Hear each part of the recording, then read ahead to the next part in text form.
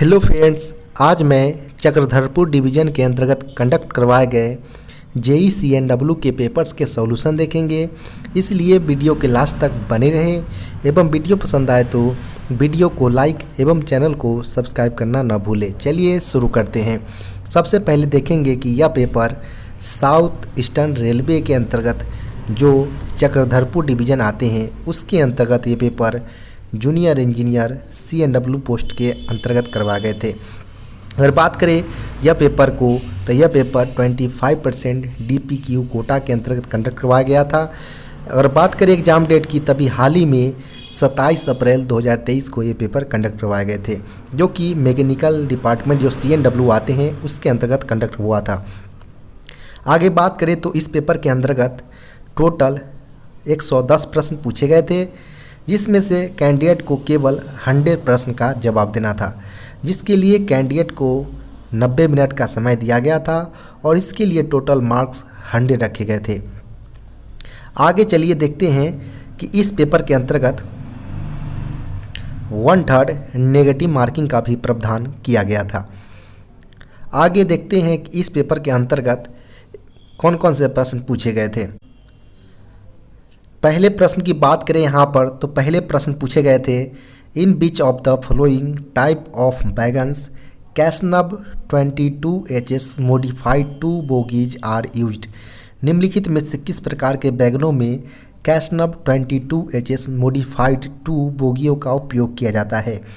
यहाँ पर अगर बात करें तो अलग अलग वैगनों के लिए अलग अलग बोगीज के टाइप्स का प्रयोग किया जाता है भारतीय रेलवे के अंतर्गत। यहाँ पर कैसनब 22HS मॉडिफाइड 2 वर्जन जो है कौन से वैगन के अंतर्गत प्रयोग किए जाते हैं वो यहाँ पर पूछे गए हैं। तो मॉडिफाइड 2 से आप डायरेक्ट लगा सकते हैं कि इसमें M2 वर्जन्स के जो भी वैगन्स होंगे उसमें प्रयोग किए गए होंगे। तो यहाँ पर हमारा ऑप्शन नंबर C में देख पा रहे होंगे कि बोस्ट HS M2 जो वैगन्स है उसमें हमारा कैसनब 22HS मॉडिफाइड 2 वर्जन्स बोगी का प्रयोग किया जाता है। तो यहाँ पर ऑप्शन नंबर हमारा C करेक्ट उत्तर हो जाएगा।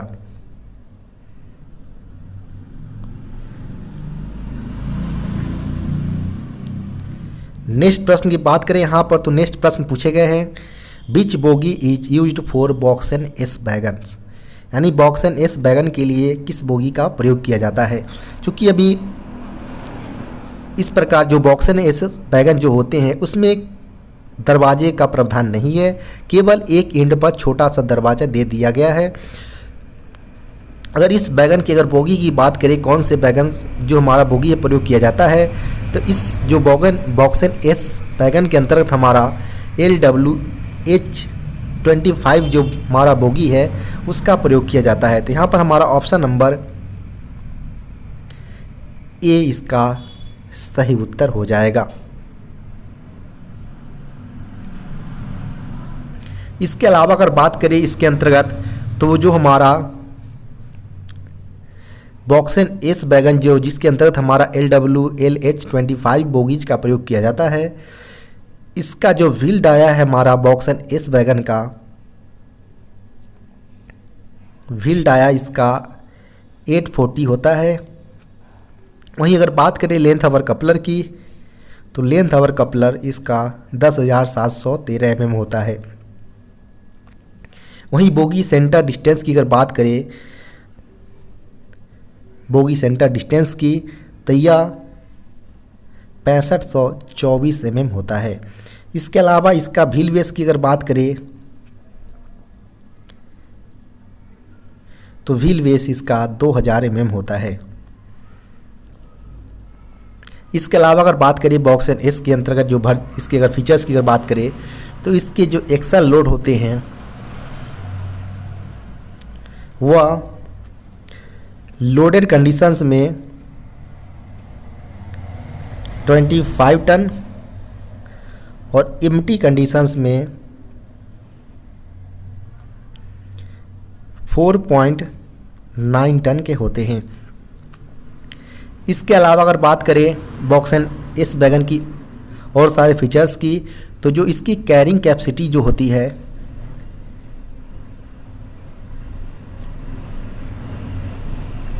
वह 80.15 टन होता है इसकी कैरिंग कैपेसिटी। साथ ही साथ इस वैगन के अंतर्गत E&F टाइप कपलर का प्रावधान किया गया है।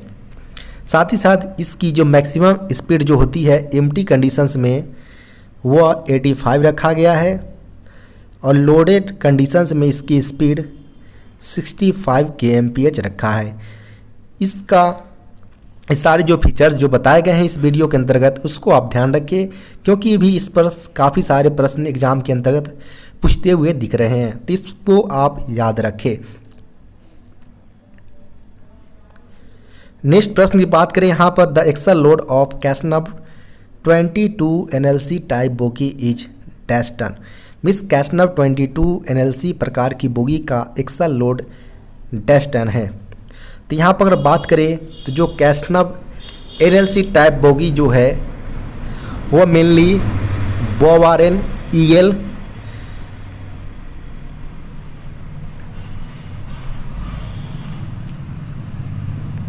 उसके बाद अगर बात करें तो बोयल, उसके बाद बॉक्सन EL और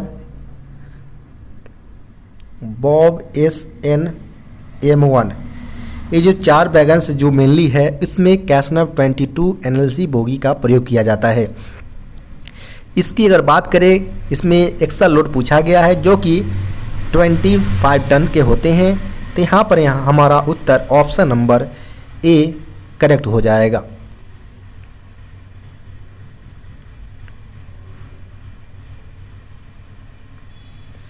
नेक्स्ट प्रश्न की बात करें यहाँ पर तो नेक्स्ट प्रश्न है, the minimum diameter of wheel fitted in कैसनव 22 NLC टाइप बोगी इज। मिस यहाँ पर अगर बात करें चौथे प्रश्न की तो चौथे प्रश्न में यहाँ पर हिंदी वर्जन दिया गया है कि कैसनव 22 NLC प्रकार की बोगी में लगे पहिए का न्यूनतम व्यास कितना mm है। तो यहाँ पर हम बात करेंगे कि यहाँ पर मिनिमम डायमीटर पूछा गया है कैसनव 22 NLC टाइप बोगी में प्रयोग होने वाले व्हील्स की। तो कैसनव 22 NLC की अगर बात करें नॉर्मल अगर बात करें तो नॉर्मल जो वैगन के अंतर्गत 1000 से लेकर 906 mm तक हम प्रयोग करते हैं। 906 mm होने पर हम उसको कंडम कर देते हैं सर्विस से। लेकिन हमारा कैसनव 2 NLC की अगर बात करें तो न्यू कंडीशन में हमारा सेम रहेगा, लेकिन कैसनव 22 NLC की कंडीशन में यह हमारा 950 mm होने पर ही हम इसको सर्विस से कंडम कर देते हैं। कैसनव 2 NLC टाइप बोगी के जो व्हील्स प्रयोग करते हैं तो 950 mm पर हम सर्विस से हटा देते हैं। तो यहाँ पर ऑप्शन नंबर की अगर बात करें तो ऑप्शन नंबर हमारा D करेक्ट उत्तर हो जाएगा।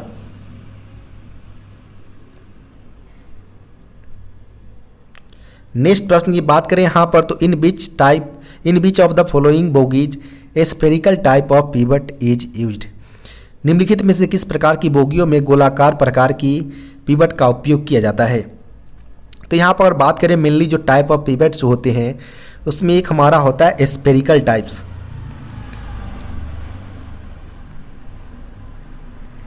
और एक होता है हमारा फ्लैट टाइप।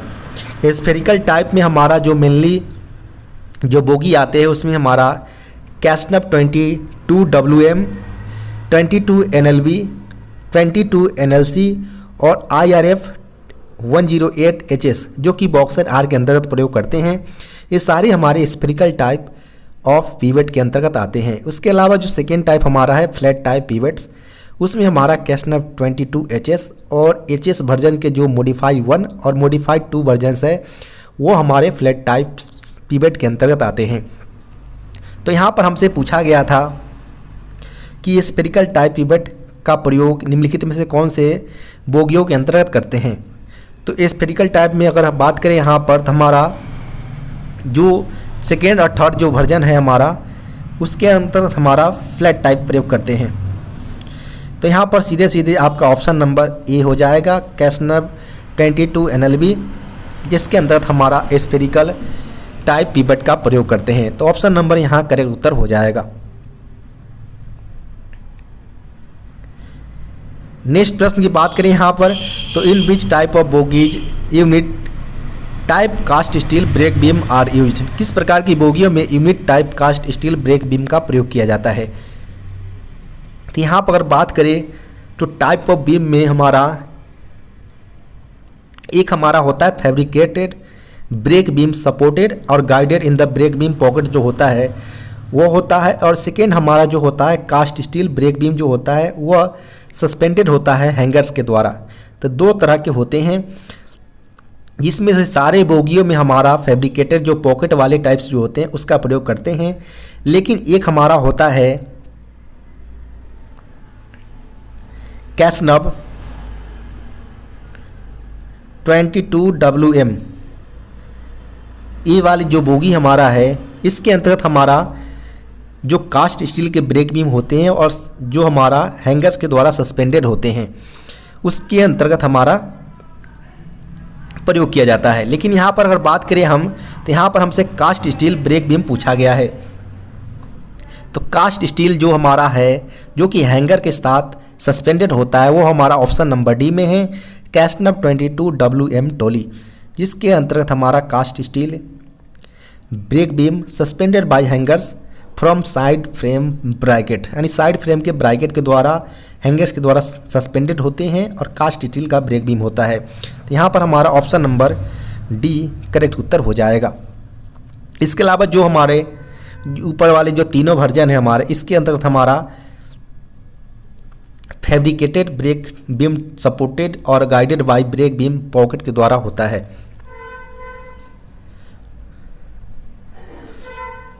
नेक्स्ट प्रश्न की बात करें यहाँ पर तो नेक्स्ट प्रश्न पूछे गए हैं the wheel set of LWLH 25 bogies are provided with, यानी LWLH 25 बोगियों के व्हील सेट प्रदान की जाते हैं।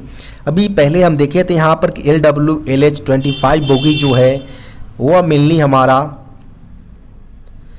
बॉक्सेन इस जो वैगन है उसके अंतर्गत इस ट्रॉली का यानी बोगी का प्रयोग किया जाता है। अब यहाँ पर हमसे पूछा गया कि जो व्हील सेट है वो कौन से टाइप के CTRB के द्वारा लगा होता है। तो यहाँ पर अगर बात करें हम तो दो तरह के हमारा एक हमारा क्लास E टाइप का CTRB वैगन के अंतर्गत प्रयोग करते हैं और एक हमारा क्लास K टाइप के CTRB का प्रयोग किया जाता है। यहाँ पर हम LWLH की अगर बात करें 25 वर्जन्स की तो उसके अंतर्गत हम class K CTRB with narrow jaw adapter का प्रयोग करते हैं। तो यहाँ पर हमारा ऑप्शन नंबर ए इसका सही उत्तर हो जाएगा।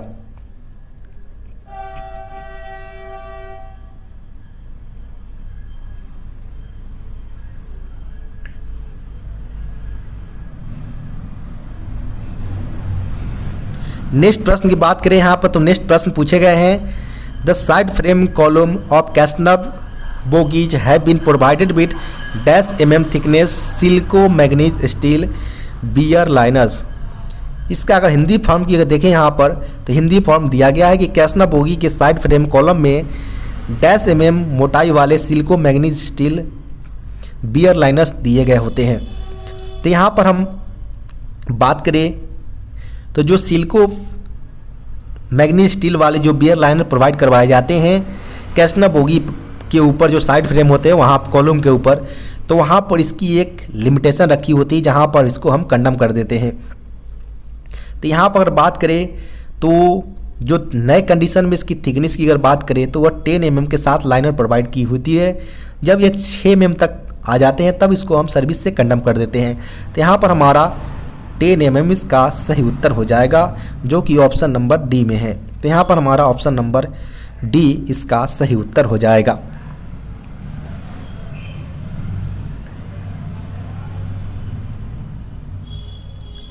नेक्स्ट प्रश्न यहाँ पर है the bolster pocket of CASNUB bogie has been provided with 8 mm thick silico manganese steel liners belted with pocket slope which may be permitted in service up to a thickness of -mm।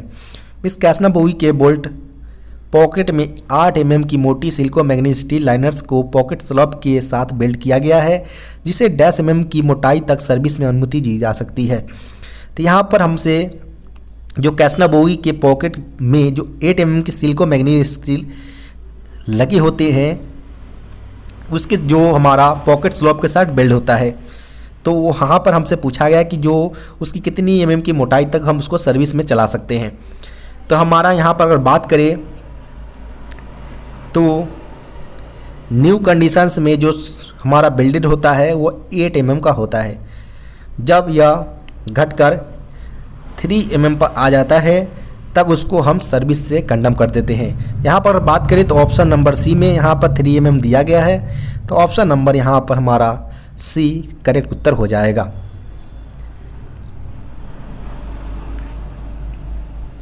Next प्रश्न की बात करें यहाँ पर, तो next प्रश्न है the main purpose of providing an elastomeric pad in casnub bogie is to reduce dash.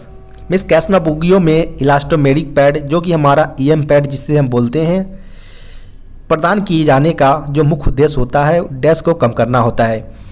तो जो अगर बात करें इलास्टोमेरिक पैड जो कि हमारी प्राइमरी सस्पेंशन की जगह पर हमारा EM पैड प्रोवाइड करवाए जाते हैं वैगन के अंतर्गत, जिसका मुख्य उद्देश्य होता है हमारा व्हील फ्लैंज के बियर्स यानी घिसाव को कम करना होता है। तो यहाँ पर हमारा ऑप्शन नंबर की अगर बात करें तो ऑप्शन नंबर हमारा सी करेक्ट उत्तर हो जाएगा। नेक्स्ट प्रश्न यहाँ पर है कि metal bonded rubber type constant contact side bearer pads shall be replaced by new ones if any crack of more than -mm is developed at any surface of rubber। यहाँ पर बोला गया कि जो metal bonded rubber type constant जो side bear होते हैं उसको नए कंडीशंस में जब क्रैक आते हैं तो कितने mm क्रैक डेवलप होने पर सरफेस पर डेवलप होने पर हम उसको सर्विस से रिप्लेस कर देते हैं नए के साथ। तो यहाँ पर कुछ जो EM पैड होते हैं या जो कांस्टेंट कंटैक्ट साइड बेयर होते हैं उसके कुछ नियम है जहाँ पर वह अगर उस लिमिट के परमिशन से बाहर जाते हैं तब उसको कंडम कर देते हैं सर्विस से। तो यहाँ पर पूछा गया था हमसे कि जो सर्विस है रबर के वहाँ पर कितने mm के क्रैक डेवलप हो जिससे हम उसको सर्विस से निकाल दें। तो यहाँ पर अगर बात करें क्रैक सरफेस की तो जब वह मोर देन 50 mm का होता है यानी 50 mm से ज़्यादा अगर सरफेस पर क्रैक डेवलप हो जाए तो उस कंडीशन में हम उसको सर्विस से कंडम कर देते हैं। तो यहाँ पर हमारा ऑप्शन नंबर ए इसका सही उत्तर हो जाएगा।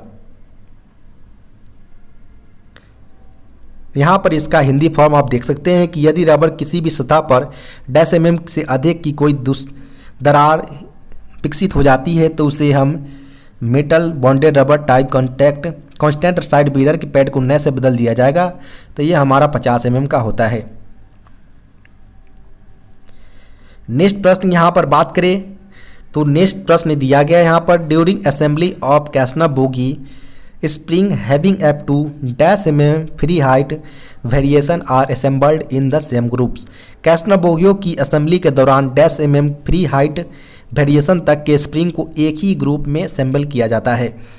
तो यहाँ पर अगर बात करें जब हम कैसना बोगियों के अंतर्गत स्प्रिंग को असेंबल करते हैं तो जो हम फ्री हाइट के वेरिएशंस सेम ग्रुप के साथ जो मैचिंग करते हैं तो उससे हमारा 3 mm से ज़्यादा का वेरिएशन नहीं होना चाहिए।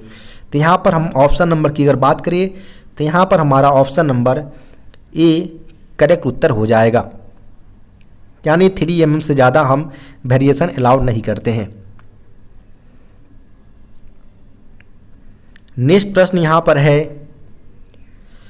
द सेंटर पिवेट ऑफ कैसना bogie is lubricated with about -gram of graphite flakes at the time of assembly. यानी असेंबली के दौरान यानी समय कैसना बोगी के मध्य यानी सेंटर पिवेट लगभग -ग्राम ग्रेफाइट फ्लेक्स के साथ लुब्रिकेट किया जाता है।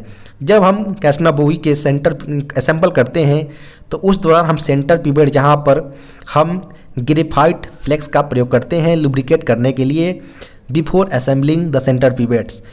तो वहाँ पर हम जो ग्रेफाइट फ्लेक्स है उसके 200 से 300 ग्राम तक के हम लिमिट के अंदर हम उसको लुब्रिकेट करते हैं, फिर हम उसको कैसना बोगी को हम असेंबल करते हैं। तो यहाँ पर हमारा ऑप्शन नंबर की अगर बात करें तो यहाँ पर ऑप्शन नंबर हमारा सी इसका सही उत्तर हो जाएगा। 200 से 300 ग्राम तक के ग्रेफाइट फ्लेक्स को हम प्रयोग करते हैं लुब्रिकेट करने के लिए सेंटर पिवेट जो कैसना बोगी के है उसको। नेक्स्ट प्रश्न यहाँ पर है the nominal lateral clearance between side frame and bolster in LWLH25 bogie is dash mm, यानी LWLH बोगियों में साइड फ्रेम और बोलस्टर के बीच नॉमिनल क्लियरेंस डैश mm होता है। तो यहाँ पर हम बात करें LWLH की, जो हमारा क्लियरेंस है लेटरल क्लियरेंस नॉमिनल, जो कि साइड फ्रेम और बोलस्टर के बीच है, वो नए कंडीशन में जो हमारा 25 mm होता है। तो यहाँ पर हमारा ऑप्शन नंबर की बात करें तो ऑप्शन नंबर हमारा सी इसका सही उत्तर हो जाएगा।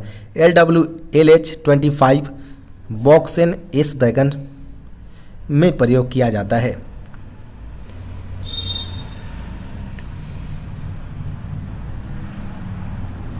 नेक्स्ट प्रश्न यहाँ पर है the wear limit of narrow jaw adaptor side lugs is dash mm, यानी narrow jaw adaptor side lug की हिसाब की सीमा कितना mm है। तो यहाँ पर बात करें नैरो जॉ एडाप्टर साइड लग्स की बियर लिमिटेशंस की, तो वो 3 mm के होते हैं। तो यहाँ पर ऑप्शन में नहीं दिया गया है, तो यहाँ पर आप ऑप्शन नंबर डी ले सकते हैं, none of these, option number D.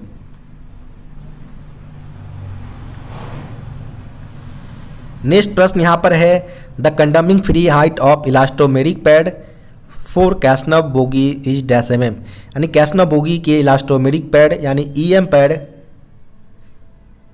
की मुक्त ऊंचाई यानी फ्री हाइट पूछा गया है। तो यहाँ पर बात करें तो यहाँ पर हमसे कंडमिंग फ्री हाइट पूछा गया है।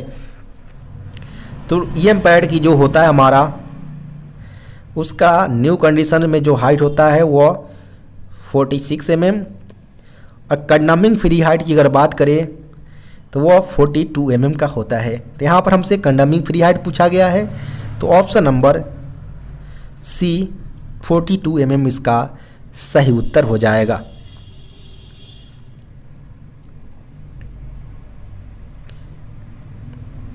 नेक्स्ट प्रश्न यहाँ पर है the free height condemning limit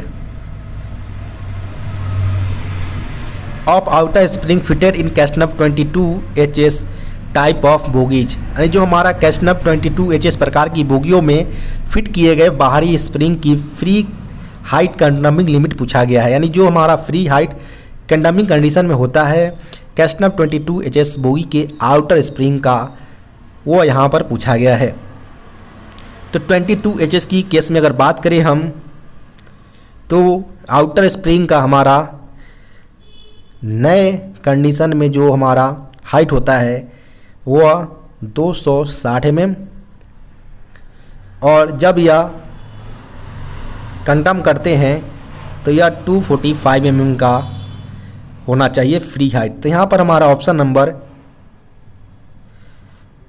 B इसका सही उत्तर हो जाएगा।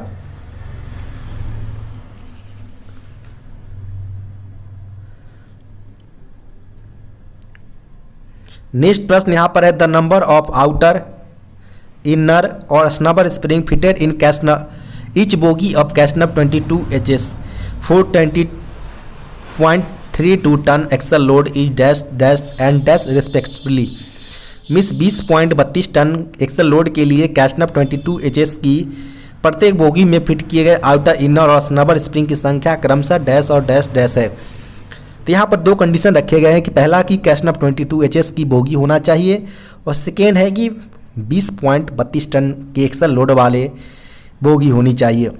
उसके अंदर जो हमारा आउटर इनर और स्नबर का कम्बिनेशन बनता है अरेंजमेंट का, व्हीलर जो स्प्रिंग अरेंजमेंट का, वो यहाँ पर पूछे गए हैं। तो यहाँ पर अगर बात करें कैसनव 22 HS के 20.32 टन वाले एक्सल लोड की, तो इसके अंतर्गत हमारा आउटर स्प्रिंग की जो संख्या होता है वो 14, इनर का जो संख्या होता है इनर स्प्रिंग की वो 12, और स्नबर स्प्रिंग की संख्या अगर बात करें तो टोटल 4 की संख्या में होते हैं। यहाँ पर ऑप्शन नंबर की अगर बात करें तो ऑप्शन नंबर बी में मैच कर रहा है, तो यहाँ पर हमारा ऑप्शन नंबर बी इसका करेक्ट उत्तर हो जाएगा। नेक्स्ट प्रश्न यहाँ पर है at the time of wheel changing in sick line और workshops the variation in tread diameter should not exceed dash mm on the same trolley for BLC wagons, sick line या workshop में wheel changing के समय BLC वैगनों के लिए एक ही trolley पर डायमीटर में अंतर डैश mm से अधिक नहीं होनी चाहिए। नॉर्मली जो वैगन के केस में अगर बात करें तो सेम एक्सल पर अगर बात करें तो 0.5 mm, सेम बोगी की अगर बात करें तो सेम बोगी पर 13 mm और सेम वैगन पर अगर बात करें तो ये 25 mm के व्हील डाया डिफरेंस होते हैं जब व्हील चेंजिंग हम करते हैं सिकलाइनिंग या वर्कशॉप के दौरान। लेकिन वहीं बीएलसी के केस में अगर बात करें तो बीएलसी में सेम एक्सल पर 0.5 mm ही रहता है, लेकिन सेम बोगी के केस में यह केवल 5 mm हो जाता है और सेम वैगन के केस में यह 13 mm हो जाता है। यह मेंशन किया गया है IRCA जो पार्ट 3 है वहाँ पर, इसको आप देख सकते हैं कि यह दोनों में डिफरेंस है कि यहाँ पर एक्सल पर हमारा सेम ही है, लेकिन बोगी में यह अंतर हमारा क्रिएट हो जा रहा है कि सेम बोगी पर हमारा नॉर्मली 13 mm होता है, लेकिन बीएलसी केस में 5 mm और वैगन के केस में हमारा नॉर्मली 25 mm है, लेकिन बीएलसी केस में हमारा 13 mm केवल रहता है व्हील डाया डिफरेंस। यहाँ पर अगर बात करें तो हमसे पूछा गया था सेम ट्रॉली पर, तो सेम ट्रॉली पर केवल हमारा 5 mm होता है बीएलसी वैगन के केस में, तो हमारा ऑप्शन नंबर डी इसका सही उत्तर हो जाएगा। 5 mm व्हील डाया डिफरेंस होना चाहिए।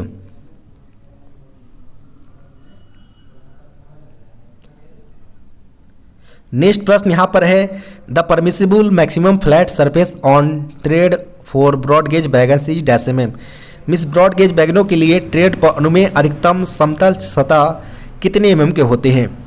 तो यहाँ पर हमसे फ्लैट सरफेस पूछा गया है और ब्रॉड गेज वैगन के केस में पूछा गया है। तो वैगन के केस में ये हमारा 60 mm का होता है और कोच और लोको के केस में यह 50 mm का होता है। तो यहाँ पर हमारा आपसे पूछा गया था वैगन के केस में 60 mm, ऑप्शन नंबर सी इसका सही उत्तर हो जाएगा। नेक्स्ट प्रश्न पूछे गए हैं the amount of grease used in a class K type of CTRB dash gram, यानी क्लास के टाइप के जो प्रकार के CTRB में प्रयुक्त ग्रीस की कुल मात्रा पूछा गया है यहाँ पर। तो यहाँ पर हम बात करें अगर कि टोटल अमाउंट जो यूज किए जाते हैं के टाइप के अंतर्गत CTRB की, उसकी मात्रा कितनी होनी चाहिए। तो दो हमारा यूज किया जाता है, एक हमारा के टाइप की, एक हमारा ई टाइप का CTRB वैगन के अंतर्गत प्रयोग किए जाते हैं। के टाइप हमारा बॉक्सेन एस यानी LWLH25 जो बोगी है उसके अंतर्गत प्रयोग किए जाते हैं। के क्लास के जो हमारे CTRB है उसका प्रयोग किया जाता है। इसके अंतर्गत अगर बात करें ग्रीस की क्वांटिटी की तो वह 290 ± 20 ग्राम्स यूज किए जाते हैं। वहीं अगर क्लास ई की अगर बात करें जो कि नॉर्मली सारे वैगन के अंतर्गत प्रयोग किए जाते हैं, उसके अंतर्गत यह क्वांटिटी 390 ± 20 ग्राम के क्वांटिटी में ग्रीस का प्रयोग किया जाता है।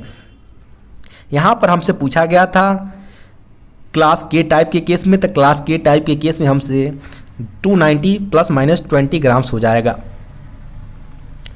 तो यहाँ पर हम ऑप्शन नंबर की अगर बात करें तो ऑप्शन नंबर हमारा बी में मेंशन किया गया है 290, तो ऑप्शन नंबर हमारा 290 ऑप्शन नंबर बी इसका सही उत्तर हो जाएगा।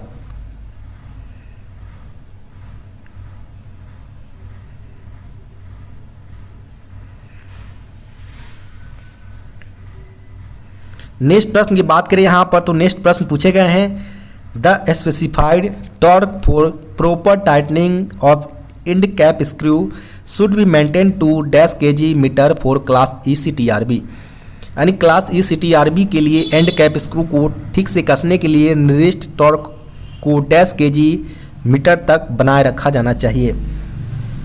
तो यहाँ पर हमारा हमसे अगर बात करें अगर तो केट क्लास के CTRB और एक हमारा ई क्लास के CTRB है। के क्लास के CTRB के लिए जो हमारा टॉर्क वैल्यू दिया जाता है वो 58 kg मीटर, और ई क्लास के जो कि नॉर्मली सारे वैगन में प्रयोग किए जाते हैं उसमें हमारा 40 kg मीटर टॉर्क वैल्यू प्रयोग किया जाता है एंड कैप स्क्रू को टाइट करने के लिए। तो यहाँ पर हमसे जो पूछा गया वो ई क्लास का पूछा गया है। तो ई क्लास के लिए केवल और केवल 40 kg मीटर हमारा टॉर्क वैल्यू हो जाएगा, जो कि ऑप्शन नंबर हमारा बी में है। तो यहाँ पर हमसे ऑप्शन नंबर बी इसका सही उत्तर हो जाएगा।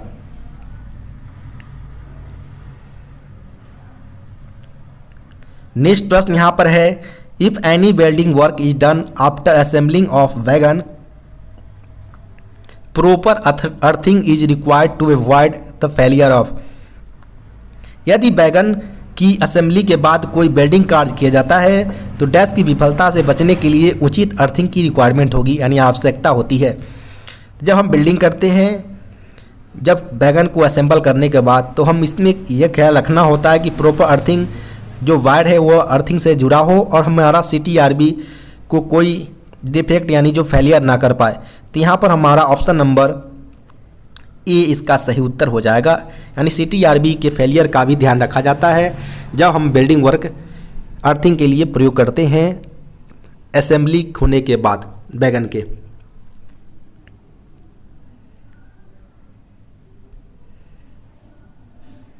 नेक्स्ट प्रश्न की यहाँ पर बात करें तो नेक्स्ट प्रश्न पूछे गए हैं, the L10 life of class K type CTRB is dash lakh kilometre. यानी क्लास के टाइप CTRB की L10 life dash lakh kilometre है। यहाँ पर हमारा L10 लाइफ का मतलब है the number of hours in service that 90% of bearings will survive, यानी जितने सर्विस में इतने घंटे का प्रयोग किया जा सके जिसमें 90% बियरिंग का जो है वो सर्वाइव कर जाए, वो हमारा L10 लाइफ कहलाता है। यानी 90 और 10 का रेशियो जो होता है हमारा वो L10 लाइफ के रूप में हम जानते हैं। तो इसके लिए हमारा दो तरह के हमारा एक हमारा क्लास के और एक हमारा क्लास ए टाइप के जो बियरिंग है वो प्रयोग किए जाते हैं CTRB बियरिंग। तो क्लास के लिए हमारा अगर बात करें तो इसकी L10 लाइफ जो है वो 16 लाख किलोमीटर रखा गया है, जबकि जो हमारा क्लास ई टाइप के जो हमारा CTRB है उसके लिए हमारा जो L10 लाइफ रखा गया वो हमारा 10 लाख किलोमीटर्स केवल है। यहाँ पर हमसे के टाइप के लिए L10 लाइफ पूछा गया था, तो हमारा उत्तर 16 लाख किलोमीटर सही उत्तर हो जाएगा, जो कि ऑप्शन नंबर सी में है। तो यहाँ पर हमारा ऑप्शन नंबर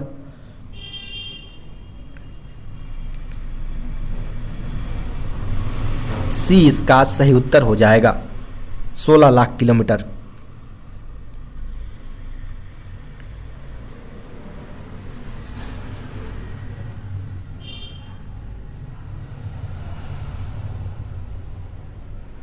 नेक्स्ट प्रश्न की बात करें यहाँ पर तो नेक्स्ट प्रश्न है in service inner spring of कैसनव 22 HS bogie having free height in the range of 243 to 240 mm are provided with dash coloured band.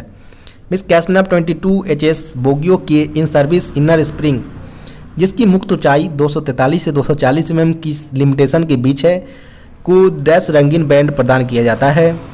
तो यहाँ पर अगर बात करें हम इनर स्प्रिंग के लिए बात किया गया है और कैसनव 22 HS की जिसकी फ्री हाइट जो है वो 243 से 240 तक होना चाहिए, तो उसका कलर बैंड क्या होगा। तो यहाँ पर हमारा दो तरह के हमारे कैसनव 22 HS के इनर स्प्रिंग के हाइट होते हैं। एक हमारा जो 243 से लेकर 240 तक का प्रयोग करते हैं, इसके अंतर्गत हमारा जो कलर होता है वह ग्रीन कलर का होता है, और एक हमारा है 240 से लेकर 237 mm तक का होता है। इसके लिए हम येलो कलर का कलर बैंड का प्रयोग करते हैं। यहाँ पर हमसे 243 to 240 पूछा गया है, तो हमारा ग्रीन कलर इसका सही उत्तर हो जाएगा, जो कि ऑप्शन नंबर ए में है। तो यहाँ पर ऑप्शन नंबर ए इसका सही उत्तर हो जाएगा।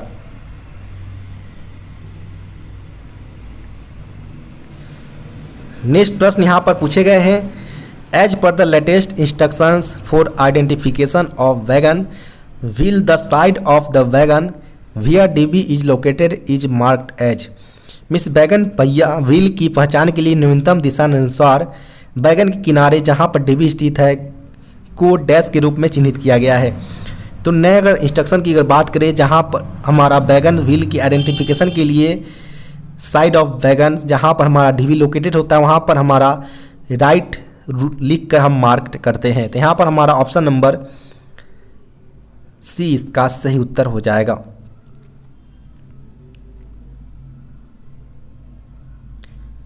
नेक्स्ट प्रश्न यहाँ पर है, the brake cylinder filling time pressure rise from 0 to 3.6 kg per centimetre square in full service application during single car testing of empty box and wagon should be dash seconds. यानी खाली box and wagon की single car testing के दौरान full service application में brake cylinder भरने का समय 0 से लेकर 3.6 kg पर सेंटीमीटर स्क्वायर तक डैश सेकेंड में होना चाहिए। तो यहाँ पर अगर बात करें कि जब सिंगल कार टेस्टिंग करते हैं हम एम्प्टी बॉक्स एंड वैगन का, तो जब प्रेशर हम 0 से 3.6 kg तक बढ़ाते हैं फुल सर्विस एप्लीकेशन के दौरान, तो यह टाइमिंग जो लगता है वो हमारा 18 to 30 सेकेंड के लिमिटेशन के अंतर्गत होना चाहिए। तो यहाँ पर हमारा ऑप्शन नंबर डी इसका सही उत्तर हो जाएगा।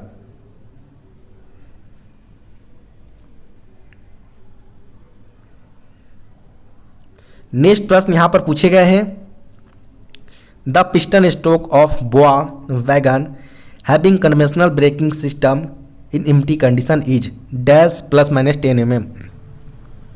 यानी खाली स्थिति में पारंपरिक ब्रेकिंग सिस्टम में बोआ wagon piston stroke dash plus minus 10 mm होना चाहिए। तो यहाँ पर अगर बात करें तो बोआ वैगन के केस में जो एम्प्टी कंडीशंस में अगर बात करें तो एम्प्टी कंडीशन में यह जो होता है वो 90 प्लस माइनस 10 mm होता है। वहीं लोडेड में अगर बात करें इसकी, लोडेड में यह 135 प्लस माइनस 10 mm इसकी लिमिटेशन होता है। हमसे यहाँ पर पूछा गया था एम्प्टी कंडीशन में, तो एम्प्टी कंडीशन में हमारा 90 प्लस माइनस 10 mm हो जाएगा, जो कि ऑप्शन नंबर बी में है। तो यहाँ पर हमारा ऑप्शन नंबर बी करेक्ट उत्तर हो जाएगा।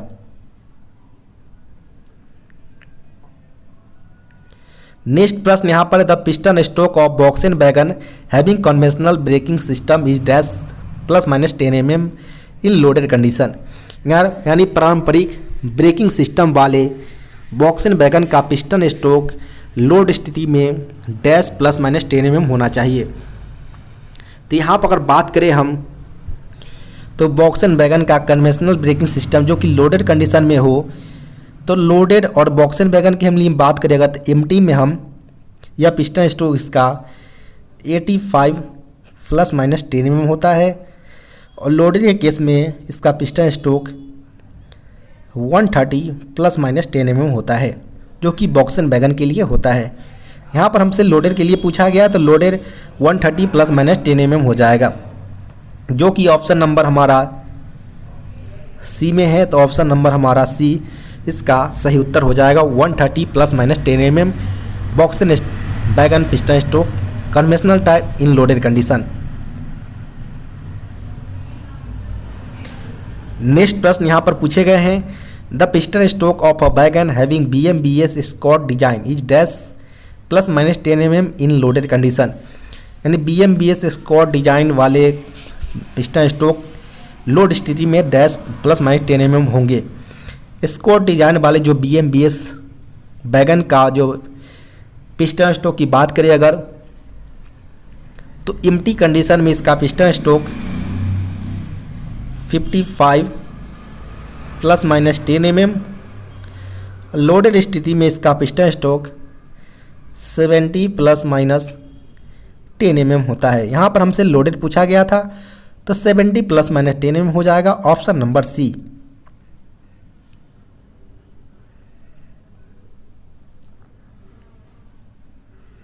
नेक्स्ट प्रश्न है, the number of brake cylinder provided in each wagon having BMBS Knorr Bremse design यानी नॉर ब्रेम से डिजाइन वाले BMBS के प्रत्येक वैगन में प्रदान किए वाले ब्रेक सिलेंडरों की संख्या यहाँ पर पूछे गए हैं। तो यहाँ पर अगर बात करें तो जितने भी BMBS जो वैगन्स हैं हमारे, उसमें हमारे प्रत्येक ट्रॉली पर एक एक ब्रेक सिलेंडर का प्रावधान किया गया है, जिसको हमारा APM के द्वारा निर्देशित किया जाता है कि यह एम्प्टी कंडीशन में प्रेशर भेजना है या लोडेड कंडीशंस में। तो यहाँ पर अगर बात करें हमारा तो 2 की संख्या में होते हैं और उसकी जो डाया होती है ब्रेक सिलेंडर की वो 10 इंच के जो ब्रेक सिलेंडर का डाया हमारा प्रयोग किए जाते हैं BMBS के अंतर्गत। यहाँ पर हमारा ऑप्शन नंबर A इसका सही उत्तर हो जाएगा। 2 brake cylinder each of 10 inch dia brake cylinder का। नेक्स्ट प्रश्न यहाँ पर है हमारा, which of the following technical pamphlet is related with the inspection and maintenance of cartridge roller bearing fitted on कैसना बोगी।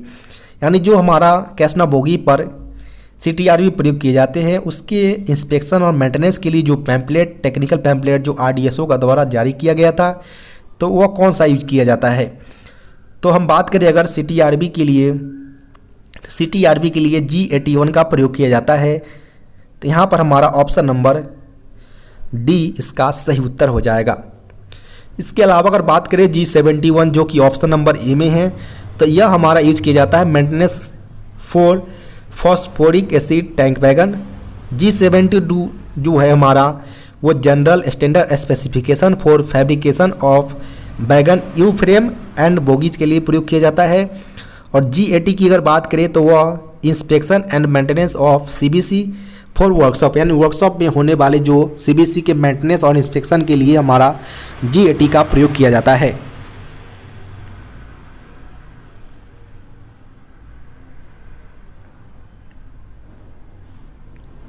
नेक्स्ट प्रश्न की बात करें यहाँ पर, तो which of the following pamphlet is related with the instruction for inspection and maintenance of कैसना bogie. यहाँ पर हमसे जो टेक्निकल पैम्पलेट यूज किया जाता है इंस्ट्रक्शन और इंस्पेक्शन ऑफ कैसना बोगी के मेंटेनेंस के लिए, वो कौन सा यूज किया जाता है। तो कैसना बोगी के मेंटेनेंस के लिए जो पैम्पलेट यूज किया जाता है वो G95 है। यहाँ पर ऑप्शन नंबर B इसका सही उत्तर हो जाएगा। यहाँ पर अगर बात करें तो ऑप्शन नंबर A में हमारा G92 दिया गया है, जिसके अंतर्गत हमारा मेंटेनेंस जो कि स्लैक एग्जिस्टर जो यूज करते हैं कन्वेंशनल टाइप वैगन के अंतर्गत, उसके मेंटेनेंस से रिलेटेड होता है G92। वहीं G100 की अगर बात करें तो G100 हमारा ऑटोमेटिक ट्विस्ट लॉक यानी ATL जो हम BLC वैगन के अंतर्गत प्रयोग करते हैं, उसके इंस्ट्रक्शन और मेंटेनेंस से रिलेटेड होता है G100।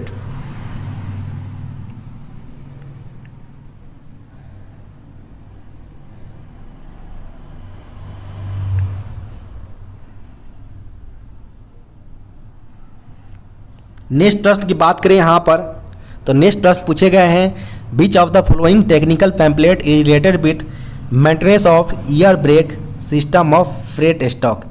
यानी जो मालगाड़ियों के ब्रेक सिस्टम के जो भी मेंटेनेंस से रिलेटेड पैम्पलेट है वो कौन सा प्रयोग करते हैं। तो year brake system freight stock का जो है वो हम G97 का प्रयोग करते हैं। तो यहाँ पर हमारा ऑप्शन नंबर की अगर बात करें तो ऑप्शन नंबर कोई नहीं दिया गया है, तो हम ऑप्शन नंबर D ले लेंगे, नॉन ऑफ द एबव, यानी ऑप्शन नंबर D हमारा सही उत्तर हो जाएगा। जो यूज करते हैं हम वो G97 का प्रयोग करते हैं एयर ब्रेक सिस्टम के मेंटेनेंस करने के लिए फ्रेट स्टॉक के। वहीं G92 का प्रयोग हम मेंटेनेंस करते हैं स्लैक एग्जिस्टर बैरल जो कि कन्वेंशनल टाइप फ्रेट स्टॉक में जो प्रयोग करते हैं, ऐसे भी उसके मेंटेनेंस से रिलेटेड होता है। वहीं G100 हमारे इस इंस्ट्रक्शन और मेंटेनेंस ऑफ ATL यानी automatic twist lock which is used in VLC wagon.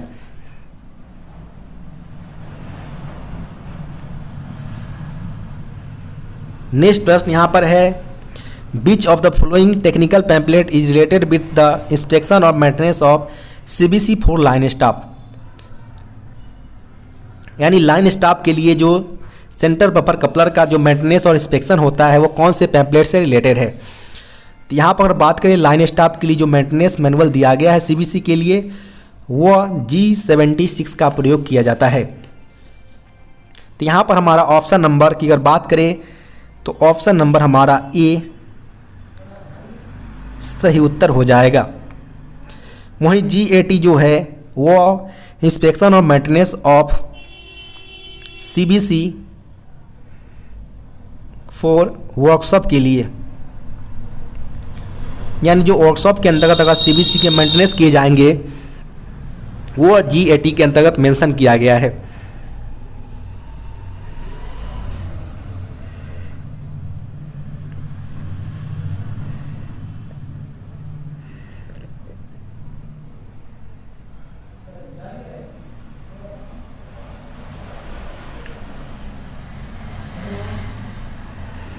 Next प्रश्न की बात करें यहाँ पर तो as per the classification of wagon repairs petty repairs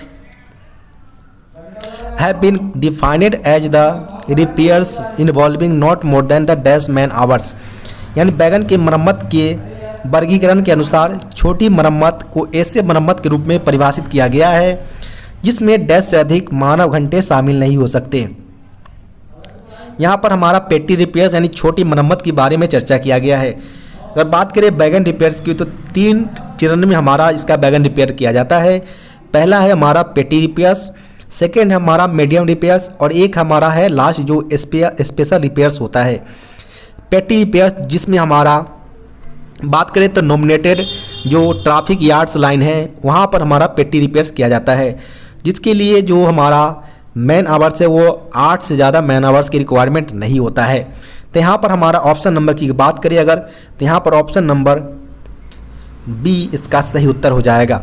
वहीं अगर बात करें मीडियम रिपेयर्स के लिए तो यह मेनली सिक लाइन के अंतर्गत किया जाता है। इसमें जो मैन आवर्स लगते हैं वो 8 मैन आवर्स से लेकर 100 मैन आवर्स के बीच का प्रयोग किया जाता है मीडियम रिपेयर्स के लिए। वहीं अगर बात करें स्पेशल रिपेयर्स के लिए तो स्पेशल रिपेयर्स के लिए जो हम यूज करते हैं वो वर्कशॉप में या मेजर जो सिकलाइन है बड़े सिकलाइन वहाँ पर हम स्पेशल रिपेयर करते हैं, जिसमें हमारा काफ़ी हेविली डैमेज हो चुका हो वैगन्स का, जिसमें जो मैन आवर की अगर बात करें तो इसमें मैन आवर्स हमारा मोर देन 100 मैन आवर्स की रिक्वायरमेंट होता है इसके अंतर्गत।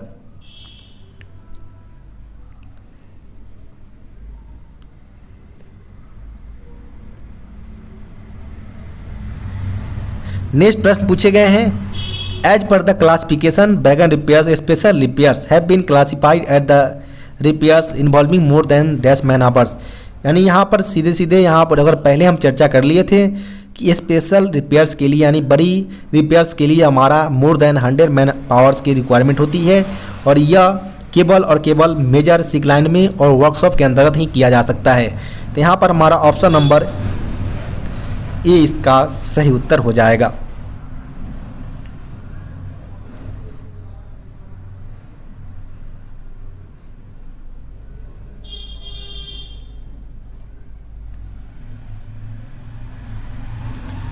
नेक्स्ट प्रश्न पूछे गए यहाँ पर the codal life of BOBYN wagon is dash years, यानी बोबियन वैगन की कोडल लाइफ डैश वर्ष की होती है। तो बोबियन वैगन की अगर बात करें कोडल लाइफ की तो वो 38 ईयर्स का होता है। तो यहाँ पर ऑप्शन नंबर सी इसका सही उत्तर हो जाएगा। नेक्स्ट प्रश्न है codal life of all tag wagon except BTPN is dash years, यानी BTPN को छोड़कर सभी टैंक वैगन का कोडल लाइफ कितना होता है। तो अगर BTPN को छोड़ दिया जाए तो उस केस में हमारा जो टैंक वैगन की कोडल लाइफ है वो 40 ईयर्स का होता है। यहाँ पर ऑप्शन नंबर डी इसका सही उत्तर हो जाएगा। BTPN के केस में अगर बात करें तो इसकी कोडल लाइफ 45 ईयर्स रखा गया है।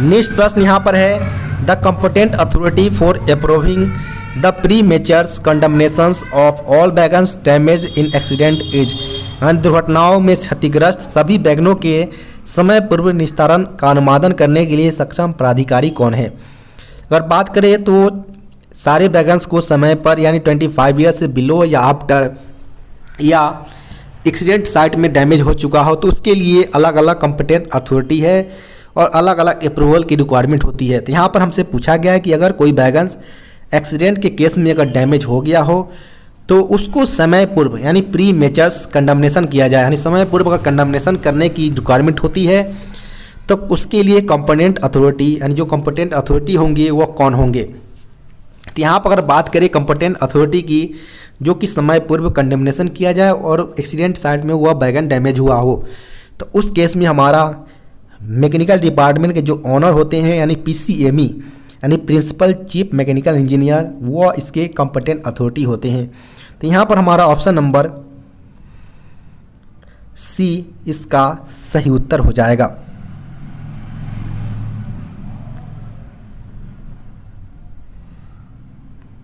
नेक्स्ट प्रश्न यहाँ पर पूछे गए हैं, the periodicity of first POH of newly built बोयल 25 ton external load wagon is dash years, या नवनिर्मित बोयल 25 टन एक्सल लोड वैगन के पहले POH की अवधि कितनी है।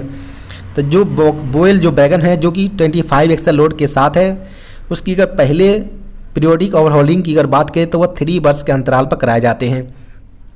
यहाँ पर ऑप्शन नंबर A इसका सही उत्तर हो जाएगा।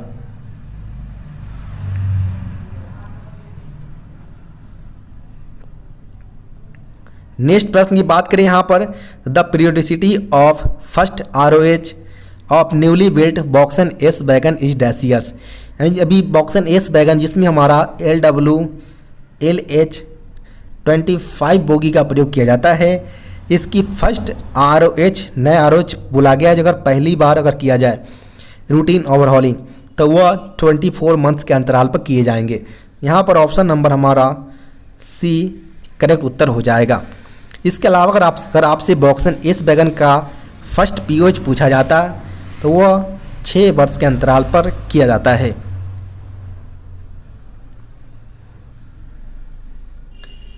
नेक्स्ट प्रश्न यहाँ पर पूछे गए हैं, the end to end BPC of अरे कंसिस्टिंग ऑफ BLC A और BLC B wagons shall remain valid provided rake integrity is not disturbed by more than dash wagons, यानी BLC A और BLC B वैगन्स वाले rake का and to end BPC यानी break power certificate वैध रहेगा बशर्ते कि डैश से अधिक वैगनों की रेक की अखंडता प्रभावित न किया गया हो। नॉर्मली हम जानते हैं कि एंड टू एंड BPC जो है वह किन कंडीशनों में हमारा इनवैलिड होता है। पहला कंडीशन है कि हमारा BPC अगर एंड टू एंड हो तो हमारा उस पर डेस्टिनेशन मेंशन होना अनिवार्य है, अदरवाइज हमारा BPC इनवैलिड हो जाता है। सेकेंड कंडीशन है हमारा कि मिनिमम ब्रेक पावर प्रतिशत जो है वह 90% होना चाहिए। थर्ड कंडीशन जो है वो हमारा है कि जो 4 वैगनों से ज़्यादा हमारा रेक का इंटीग्रिटी में डिस्टर्बेंस नहीं किया गया हो, अदरवाइज वो हमारा BPC इनवैलिड हो जाता है। वो हमारा नॉर्मली वैगन के केस में होता है, लेकिन यहाँ पर हमसे पूछा गया BLC के केस में। BLC जो हमारा एक यूनिट बाय यूनिट कंसिस्ट होता है और एक यूनिट के अंतर्गत हमारा 5 कार का यानी जिसमें हमारा 2A कार और 3B कार का कॉम्बिनेशन होता है एक यूनिट। टोटल 5 कार का कॉम्बिनेशन बनकर हमारा एक यूनिट तैयार होता है BLC का। इस केस में हम 4 नहीं 5 वैगन यानी एक यूनिट्स को डिस्टर्ब करेंगे तो हमारा एक यानी एंड टू एंड BPC की जो वैलिडिटी है वो इनवैलिड हो जाएगी। तो इस केस में हमारा जो वैगन्स होंगे वह 5 बढ़कर 5 हो जाएंगे। तो यहाँ पर हमारा ऑप्शन नंबर B इसका सही उत्तर हो जाएगा, यानी एक यूनिट की डिस्टर्बेंस करने पर हमारा BPC इनवैलिड हो जाएंगे एंड टू एंड के केस में।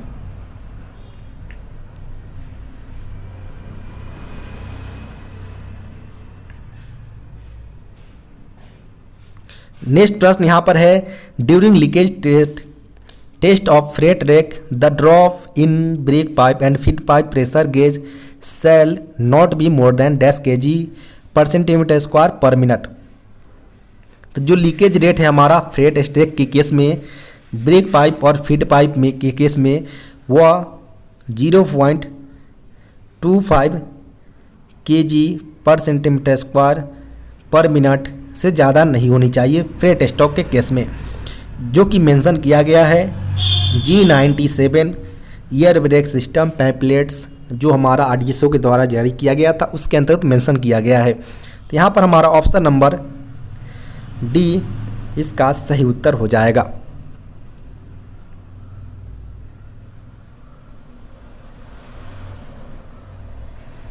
नेक्स्ट प्रश्न यहाँ पर है, for premium rakes the minimum originating brake power percentage is, यानी प्रीमियम रेकों के लिए न्यूनतम ब्रेक पावर प्रतिशत कितना होना चाहिए। तो ओरिजिनेटिंग के केस में जो प्रीमियम रेक्स है उसका मिनिमम जो ब्रेक पावर होता है वह 95% होता है। यहाँ पर ऑप्शन नंबर बी इसका सही उत्तर हो जाएगा।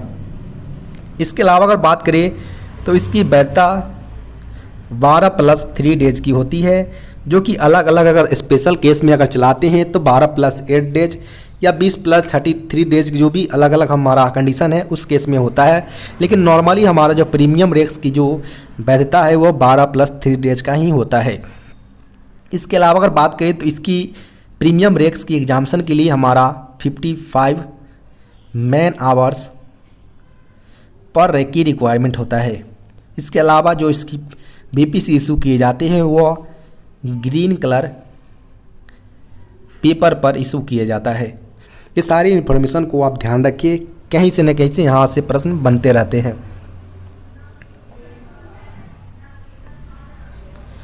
नेक्स्ट प्रश्न यहाँ पर पूछे गए हैं, as per the latest guidelines for calculation of brake power percentage in rakes having both conventional and BMBS wagons, each conventional under frame mounted brake system is to be taken as equivalent to dash BMBS brake cylinder। चूँकि हम जानते हैं यहाँ पर अगर Hindi form देख ले कि पारंपरिक और BMBS वैगनों के दोनों वाले रेकों में ब्रेक पावर प्रतिशत की गणना के लिए न्यूनतम दिशानुसार जो प्रत्येक पारंपरिक under frame mounted brake system को डैश BMBS सिलेंडरों के बराबर लिया जाना चाहिए।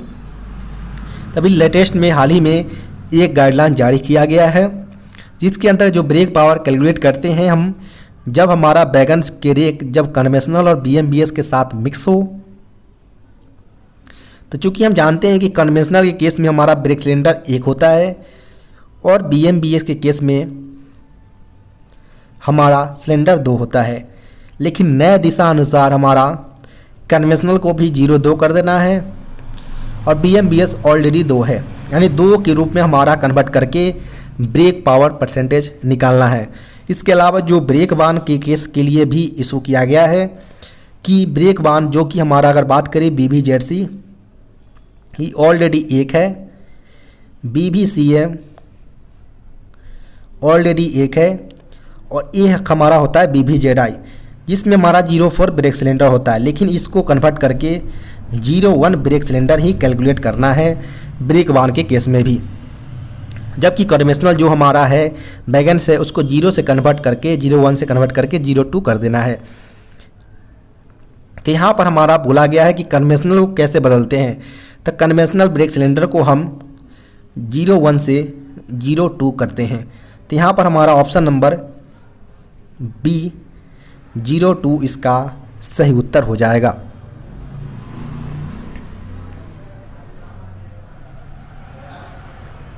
नेक्स्ट प्रश्न यहाँ पर पूछा गया है, as per latest guidelines for calculation of brake power percentage in rake having both conventional and BMBS wagons the brake बांस में बी। यहाँ पर ब्रेक बान का चर्चा किया गया है, be treated having brake cylinders equivalent to dash BMBS brake cylinders. यहाँ पर हमारा बोला गया कि जब कन्वेंशनल और BMBS का मिक्सिंग वाले थ्रेड स्टॉक का रेक होगा तो नए दिशानुसार यानी लेटेस्ट गाइडलाइंस के अनुसार जो ब्रेक सिलेंडर हम कैलकुलेट करेंगे वो BBZC में 1 होता है, उसको ऑलरेडी 1 कैलकुलेट करेंगे। BBCM में 01 होता है, इसको ऑलरेडी 1 कैलकुलेट करेंगे। और BBZI जिसमें हमारा 4 ब्रेक सिलेंडर होते हैं इसको केवल और केवल 1 लेना है। ये लेटेस्ट गाइडलाइंस के अनुसार यह बताया गया है। तो यहाँ पर हमारा जो ब्रेक सिलेंडर ट्रेड किए जाएंगे और केवल 1 ट्रेड किए जाएंगे। तो हमारा ऑप्शन नंबर ए इसका सही उत्तर हो जाएगा।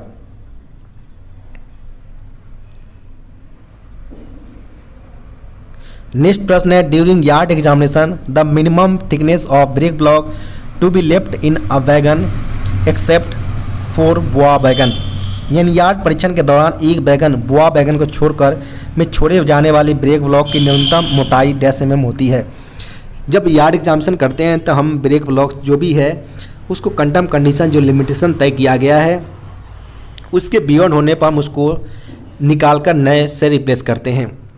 तो यहाँ पर बोला गया कितने mm तक यार्ड एग्जामिनेशन में अगर ब्रेक ब्लॉक की थिकनेस हो तो हम उसको छोड़ देंगे उस मेंटेनेंस के अंतर्गत, केवल और केवल बुआ वैगन को छोड़ के केस में। तो यहाँ पर बुआ वैगन को छोड़कर अगर बात करें तो नॉर्मली हम 20 mm तक के ब्रेक ब्लॉक को अलाउ कर देते हैं, यानी लेफ्ट छोड़ देते हैं। तो यहाँ पर हमारा ऑप्शन नंबर सी 20 mm इसका सही उत्तर हो जाएगा।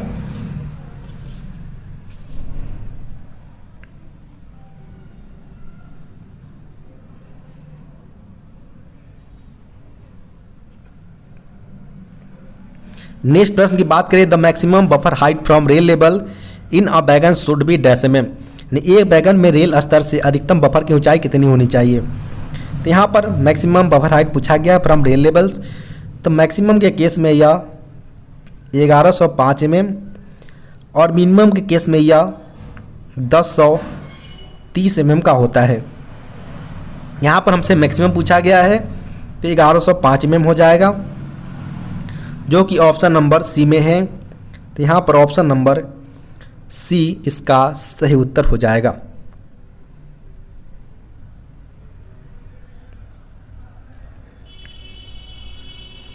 नेक्स्ट प्रश्न पूछे गए हैं, एज ऑन 0104 यानी 1 April 2022 which of the following freight examination yard is classified as A category yard. यानी 1/4/2022 की स्थिति के अनुसार निम्नलिखित में से किस माल ढुलाई परीक्षण यार्ड को ए श्रेणी के यार्ड के रूप में वर्गीकृत कर दिया गया है। तो यहाँ पर अगर बात करें 1/4/2022 के दिशा निर्देशानुसार BNDM यानी जो बांडा मुंडा जो फ्रेट एग्जामिनेशन यार्ड है उसको क्लास ए कैटेगरी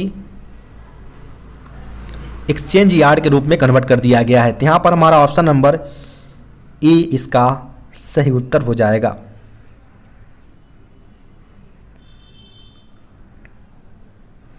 नेक्स्ट प्रश्न है, as on 01/2022 which of the following freight sick lines is classified as A category sick lines. यानी 1/4/2022 के स्थिति के अनुसार निम्नलिखित में से कौन सी फ्रेट सिक लाइन को एक श्रेणी की सिक लाइन के रूप में वर्गीकृत किया गया है।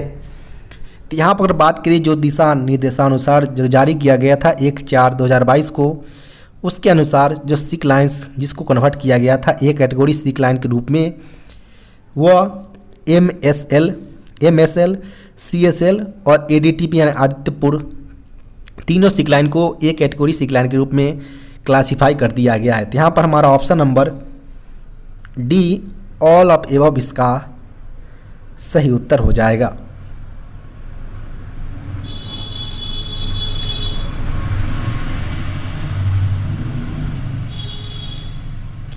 नेक्स्ट प्रश्न यहाँ पर है, the warranty period of CC pads is dash month from the date of supply. अलग अलग मटेरियल जो यूज किए जाते हैं बैगन के अंतर्गत उसका एक टाइम पीरियड रहता है जिसके अंतर्गत अगर वह हमारा कंडम हो जाता है या शिफ्टेड होता है प्लेट्स वगैरह हमारा EM पैड की, तो उस जो हमारा लिमिटेशन है टाइम पीरियड उसके अंतर्गत हम वारंटी कर सकते हैं उसके कंपनी से। तो यहाँ पर हमसे पूछा गया कि CC पैड्स यानी कांस्टेंट कंटेक्ट टाइप जो हमारा पैड्स होते हैं उसकी वारंटी पीरियड यहाँ पर पूछा गया वो होता है हमारा 30 months from date of supply. तो यहाँ पर 30 मंथ्स हमारा सही उत्तर हो जाएगा, जिसके बियॉन्ड में हम उसको वारंटी पीरियड के लिए क्लेम कर सकते हैं CC पैड्स की। तो यहाँ पर ऑप्शन नंबर हमारा B 30 months from date of supply इसका सही उत्तर हो जाएगा।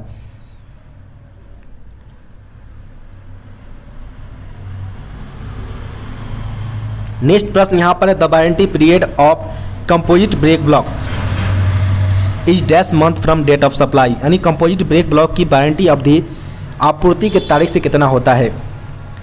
तो यहाँ पर अगर बात करें कंपोजिट ब्रेक ब्लॉक की वारंटी पीरियड वो हमारा 18 मंथ होता है, यानी 18 मंथ्स। तो यहाँ पर हमारा option number D none of the above इसका सही उत्तर हो जाएगा।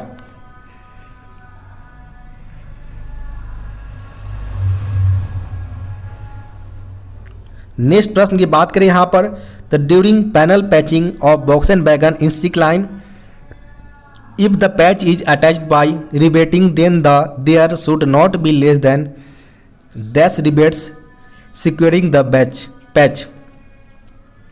यानी अगर बात करें हम सिक लाइन में बॉक्स एंड वैगन के पैनल पैचिंग के दौरान यदि पैच रिबेटिंग द्वारा जुड़ा हुआ है तो पैच को सुरक्षित करने के लिए रिबेट्स डैश की संख्या से कम नहीं होनी चाहिए। तो यहाँ पर बात करें हम अगर, तो बॉक्स एंड वैगन जब सिक लाइन में जाता है पैनल पैचिंग के लिए और जो रिबेट पैच हमारा अटैच्ड हो तो उस केस में जब हम रिबेट का प्रयोग करेंगे वो 8 की संख्या से कम नहीं होना चाहिए। तो हमारा ऑप्शन नंबर सी इसका सही उत्तर हो जाएगा। अगर बात करें तो इसकी जो रिबेट्स की जो पिच होती है वो 90 mm से ज़्यादा एक्सीड नहीं करनी चाहिए, इसका भी ध्यान रखना होता है।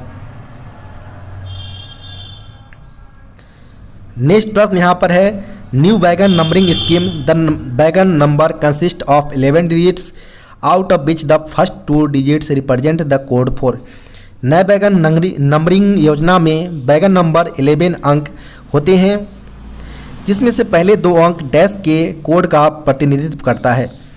11 अंक की total new wagon numbering system की अगर बात करें, पहला और दूसरा जो अंक होता है फर्स्ट और 2 डिजिट्स वो वैगन के टाइप्स को आइडेंटिफाई करता है, जिसकी यह बीसीएन वैगन है, बॉक्सेन है या किस प्रकार के वैगन है। थर्ड और फोर्थ डिजिट की अगर बात करें तो यह ऑनिंग रेलवे की यानी किस जोन का यह वैगन बना है, यह WCR का है, NR का है, किस जोन का यह वैगन बना हुआ है। फिफ्थ और सिक्स डिजिट की अगर बात करें तो यह मैन्युफैक्चर ईयर का आइडेंटिफाई करता है। अगर वैगन अगर 2018 का बना हो तो इसको केवल हम 18 कोड से आइडेंटिफाई करेंगे। 7, 8, 9 और 10 ये जो 4 डिजिट्स होते हैं यह इसके सीरियल नंबर को आइडेंटिफाई करता है और लास्ट के जो 11 डिजिट्स होते हैं वह चेक डिजिट्स को रिप्रेजेंट करता है वैगन्स के, जिससे हम जो 11 डिजिट्स का जो कॉम्बिनेशन बनता है वैगन नंबर की उसको हम चेक कर सकते हैं कि वैगन नंबर हमारा सही कंपोजिट हुआ है या गलत फॉर्मेशन हुआ है। तो यहाँ पर हमसे पूछा गया था फर्स्ट 2 डिजिट्स, तो ये हमारा टाइप ऑफ वैगन को आइडेंटिफाई करेगा। ऑप्शन नंबर हमारा ए वैगन का प्रकार इसका सही उत्तर हो जाएगा।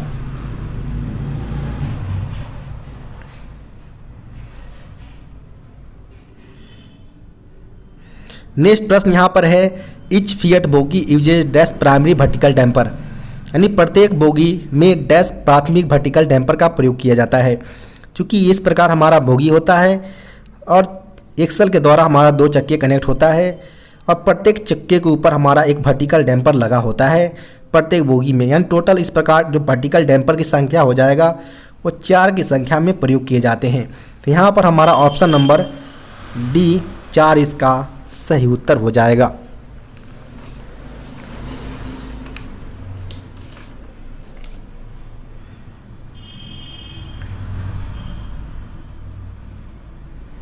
नेक्स्ट प्रश्न यहाँ पर पूछे गए हैं, each Fiat bogie uses dash numbers के सेकेंडरी वर्टिकल डैम्पर।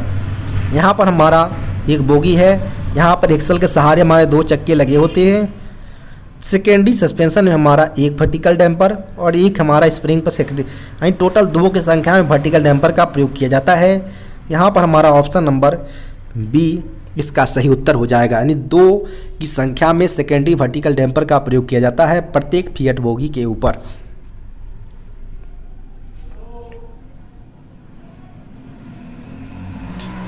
नेक्स्ट प्रश्न यहाँ पर, each Fiat bogie uses dash yaw dampers, यानी प्रत्येक बोगी में डैश योर डैम्पर का प्रयोग किया जाता है।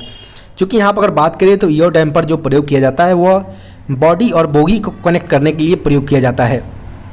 यहाँ पर हमारा एक बॉडी हो गया और यहाँ पर हम बोगी को रख लिए, इसको कनेक्ट करने के लिए हमारा इस तरह से एक इंक्लाइंड रूप में हमारा एक डैम्पर होता है, जिसे हम यो डैम्पर के रूप में जानते हैं।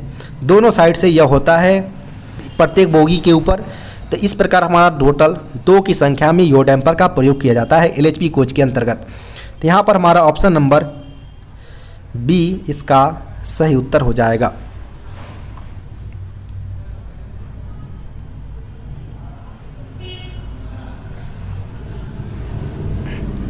नेक्स्ट प्रश्न की बात करें यहाँ पर, तो नेक्स्ट प्रश्न पूछे गए हैं, the condemning size of bearing piece used in side bear of ICF trolley is dash mm। यानी ICF ट्रॉली के साइड बियर में इस्तेमाल होने वाले बियरिंग पीस की कंडमिंग आकार पूछा गया है। तो अगर बात करें जो ICF ट्रॉली होते हैं उसके हमारा इस तरह से हमारा ICF ट्रॉली होता है। ये हमारा जो है वह 16 बार है, बीच में हमारा ट्रांजम बना होता है। ट्रांजम के ऊपर दोनों साइड में हमारा साइड बियर बने होते हैं। साइड बियर में हमारा बियरिंग पीस और बियरिंग प्लेट का प्रयोग करके उसमें वाइल फिलिंग की जाती है, वाइल बाथ। उसके बाद हमारा यहाँ पर सेंटर पिवेट लगा होता है, centre of both side bears. वहाँ पर इसके बाद हम बॉडी को कनेक्ट करते हैं बोगी के साथ। तो यहाँ पर हमसे जो साइड बियर प्रयोग किए जाते हैं बियरिंग पीस के रूप में वो अर्धगोलीय होता है इस तरह से, जो कि मेनली ब्रॉन्ज का बना होता है और हाफ CP होते हैं, यानी अर्ध सर्किल के रूप में होता है। जो सर्किल वाली पार्ट जो होता है वो ऊपर की ओर रखा जाता है। यहाँ पर अगर बात करें हम, तो जो बियरिंग पीस जो हम यूज करते हैं इस तरह से, वह नई कंडीशन में जिसकी 45 mm और जब यह 42 mm पर आ जाता है तो इसको हम सर्विस से कंडम कर देते हैं। तो यहाँ पर ऑप्शन नंबर हमारा ए 42 mm इसका सही उत्तर हो जाएगा, जिसके बाद बियरिंग पीस को सर्विस से हम कंडम कर देते हैं। नेक्स्ट प्रश्न यहाँ पर है, the condemning size of bearing plate used in side bear of ICF trolley. यानी ICF ट्रॉली के साइड बियर में उपयोग की जाने वाली बियरिंग प्लेट की कंडमिंग साइज पूछा गया है यहाँ पर। तो पहले हम अगर बात करें तो साइड बियर में हमारा जो बियरिंग प्लेट हमारा इस तरह से होता है। यहाँ पर हमारा तो इसकी अगर बात करें थिकनेस की, तो हमारा नए कंडीशन में 10 mm, जब यह घटकर 8.5 mm पर आ जाता है तब हम इसको सर्विस से कंडम कर देते हैं बियरिंग प्लेट को। इसके ऊपर यानी बियरिंग प्लेट के ऊपर हमारा बियरिंग पीस का प्रयोग किया जाता है साइड बियर के अंतर्गत। यहाँ पर हमारा ऑप्शन नंबर की बात करें तो ऑप्शन नंबर हमारा डी हो जाएगा, नॉन ऑफ दीज। यानी 8.5 mm तक हम होने पर हम इसको सर्विस से कंडम करते हैं बियरिंग प्लेट को।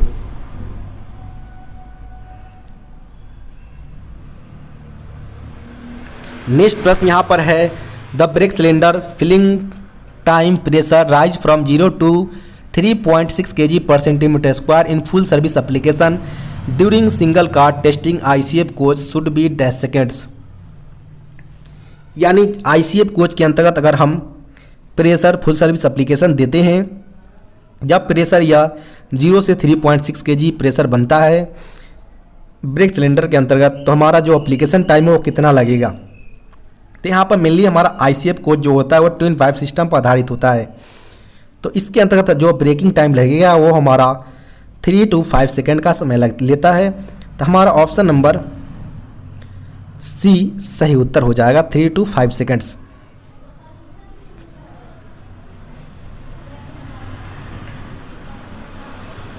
नेक्स्ट प्रश्न यहाँ पर अगर बात करें तो नेक्स्ट प्रश्न पूछा गया है, the leakage rate of brake pipe और feed pipe pressure of an ICF coach during single car testing shall not be more than dash kg per centimeter square per minute.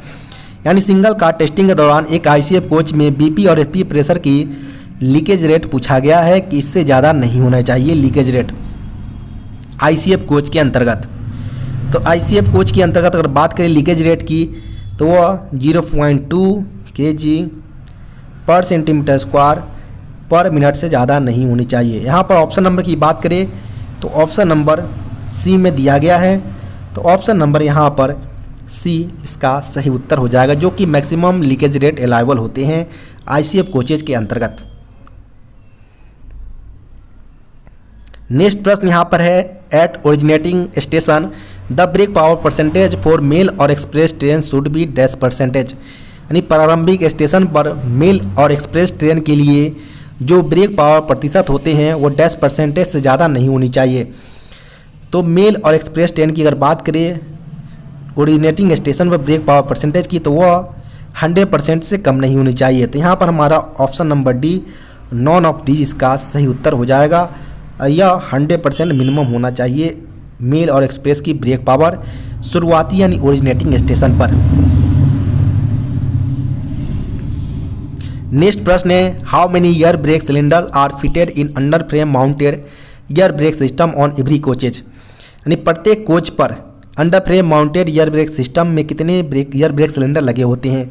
चूँकि जितने भी हमारे पहले ICF BMBC यानी bogie mounted brake system cylinder के आने से पहले हमारा ICF कोच जो है वो हमारा कन्वेंशनल पर आधारित थे, जिसके अंतर्गत हमारा अंडर फ्रेम में ही 2 ब्रेक सिलेंडर का प्रावधान किया गया था। तो यहाँ पर हमसे अगर बात करें तो ऑप्शन नंबर बी 2 की संख्या इसका सही उत्तर हो जाएगा। अंडर फ्रेम माउंटेड वाले कोचेज के अंतर्गत नंबर ऑफ ब्रेक सिलेंडर्स।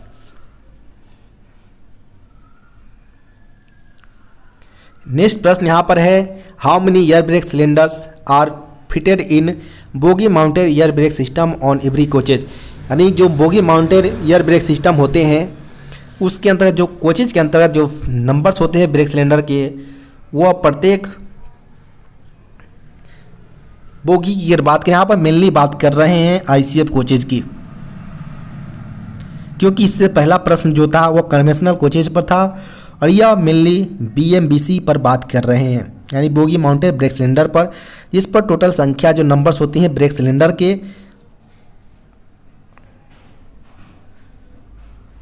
प्रत्येक कोचेज के अंतर्गत वह 4 की संख्या में होते हैं। तो यहाँ पर हमारा ऑप्शन नंबर डी 4 की संख्या में इसका सही उत्तर हो जाएगा। नेक्स्ट प्रश्न यहाँ पर है, the diameter of air brake cylinder fitted in bogie mounted air brake system in a coach is dash inches. एक कोच में bogie mounted air brake system में लगे एयर ब्रेक सिलेंडर का व्यास डैश इंच का होता है। यहाँ पर ब्रेक सिलेंडर जो प्रयोग किए जाते हैं बोगी माउंटेड ब्रेक सिस्टम में वो कितने इंच के होते हैं वह पूछा गया है। यानी BMBC के अंतर्गत ICF कोच में जो हमारा ब्रेक सिलेंडर प्रयोग किए जाते हैं वो हमारा 8 इंच और 203 mm के अप्रॉक्स होते हैं। तो यहाँ पर हमारा ऑप्शन नंबर ए इसका सही उत्तर हो जाएगा। नेक्स्ट प्रश्न यहाँ पर है, the diameter of air brake cylinder fitted in under frame mounted air brake system in a coach. यानी जो ICF वाले जो कन्वेंशनल टाइप कोचेज थे जिसके अंतर्गत हमारा अंडर फ्रेम ब्रेक सिलेंडर का प्रयोग किया जाता था, जिसकी टोटल संख्या हमारा ब्रेक सिलेंडर का 2 की संख्या में प्रयोग किया जाता था। यहाँ पर हमसे डायमीटर पूछ लिया गया है। तो डायमीटर जो प्रयोग किया जाता था वो 14 इंच का प्रयोग किया जाता था। यहाँ पर ऑप्शन नंबर डी इसका सही उत्तर हो जाएगा, जिसको अगर mm में कन्वर्ट करते हैं तो टोटल आपका 355 mm के अप्रॉक्स आ रहा होगा।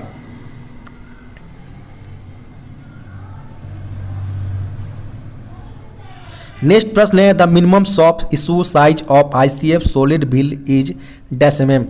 ICF सॉलिड व्हील का न्यूनतम soft issue size dash mm है। तो यहाँ पर अगर बात करें तो मिनिमम सॉफ्ट इशू साइज की अगर बात करें ICF सॉलिड व्हील की तो वो 836 mm होता है, यानी 836 mm। यहाँ पर ऑप्शन नंबर बी इसका सही उत्तर हो जाएगा। वहीं न्यू कंडीशन में अगर बात करें तो न्यू कंडीशन में व्हील की जो साइज होती है ICF कोचेज की डायमीटर वो 915 mm यानी 915 mm के होते हैं।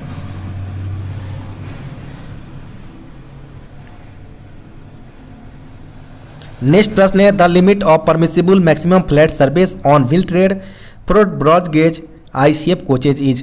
यानी ब्रॉड गेज ICF कोचों के लिए व्हील ट्रेड पर अनुमेय अधिकतम समतल सतह की सीमा कितनी अलाउएबल होती है। यहाँ पर मैक्सिमम फ्लैट सरफेस पूछा गया और ICF कोचेज के लिए पूछा गया है। तो कोचेज केस में यह 50 mm और लोको के केस में भी यह 50 mm ही होता है। वहीं बैगन के केस में अगर बात करें तो बैगन के केस में यह 60 mm तक अलाइबल होते हैं। यहाँ पर हमसे ICF कोचेज का पूछा गया है तो 50 mm तक मिलाव करते हैं मैक्सिमम फ्लैट सरफेस को। तो ऑप्शन नंबर यहाँ पर C सही उत्तर हो जाएगा 50 mm। नेक्स्ट प्रश्न यहाँ पर है the minimum buffer height of a coach turn out from a production unit under its tare condition should be dash mm from rail levels. यानी टियर कंडीशन के तहत उत्पादन इकाइयों से निकले कोच की न्यूनतम बफर ऊंचाई रेल लेवल से कितनी होनी चाहिए। नॉर्मली जो मैक्सिमम बफर हाइट होता है मैक्सिमम केस में वह 1105 mm होता है, लेकिन अगर वो प्रोडक्शन यूनिट से निकल रहा हो तो उस दौरान उसकी minimum buffer height rail level से टियर कंडीशन में यानी खाली स्थिति में मिनिमम 1090 mm होना चाहिए। यहाँ पर ऑप्शन नंबर ए इसका सही उत्तर हो जाएगा।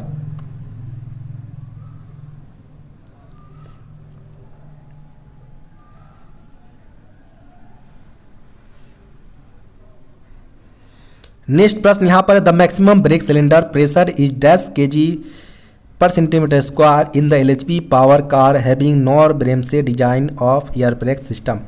एयर ब्रेक सिस्टम के नॉर ब्रेम से डिजाइन वाली LHP पावर कार में अधिकतम ब्रेक सिलेंडर प्रेशर कितना kg पर सेंटीमीटर स्क्वायर होना चाहिए। LHP कोच की अगर बात करें पावर कार के अंतर्गत तो मैक्सिमम जो ब्रेक सिलेंडर में प्रेशर जाते हैं वह 3 kg पर सेंटीमीटर स्क्वायर से ज़्यादा प्रेशर अलाउ नहीं होते हैं। तो यहाँ पर ऑप्शन नंबर की अगर बात करें तो ऑप्शन नंबर ए इसका सही उत्तर हो जाएगा 3 kg पर सेंटीमीटर स्क्वायर।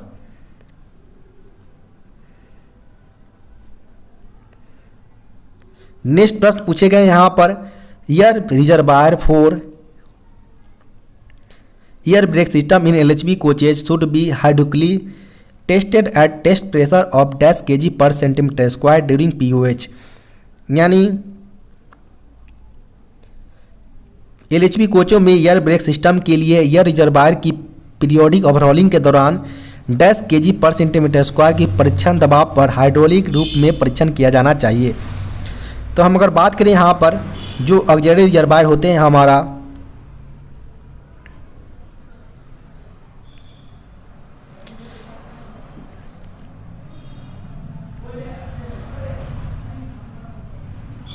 जिसकी हम टेस्टेड करते हैं POH के दौरान, तो उस दौरान हम जो प्रेशर यूज करते हैं हाइड्रोलिकली टेस्टेड करने के लिए हाइड्रोलिकली, तो उस दौरान हमारा जो 16 kg का प्रेशर का यूज किया जाता है 16 kg पर सेंटीमीटर स्क्वायर का। यहाँ पर हमारा ऑप्शन नंबर सी इसका सही उत्तर हो जाएगा। यहाँ पर 16 kg per centimetre square pressure hydraulically tested at the pressure of 16 kg per centimetre square on during POH of air reservoir.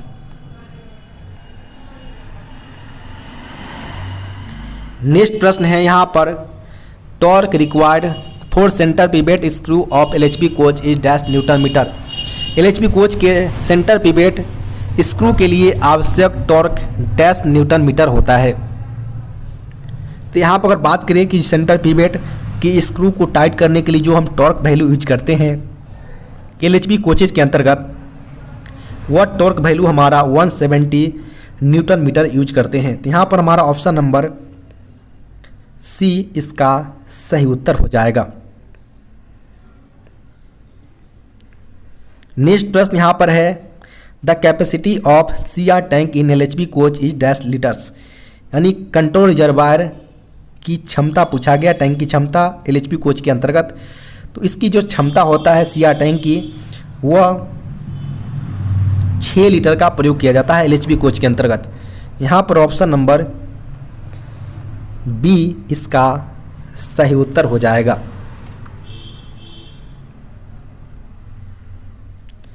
Next प्रश्न है the capacity of pressure tank provided for parking brake in LHP coach is dash litres.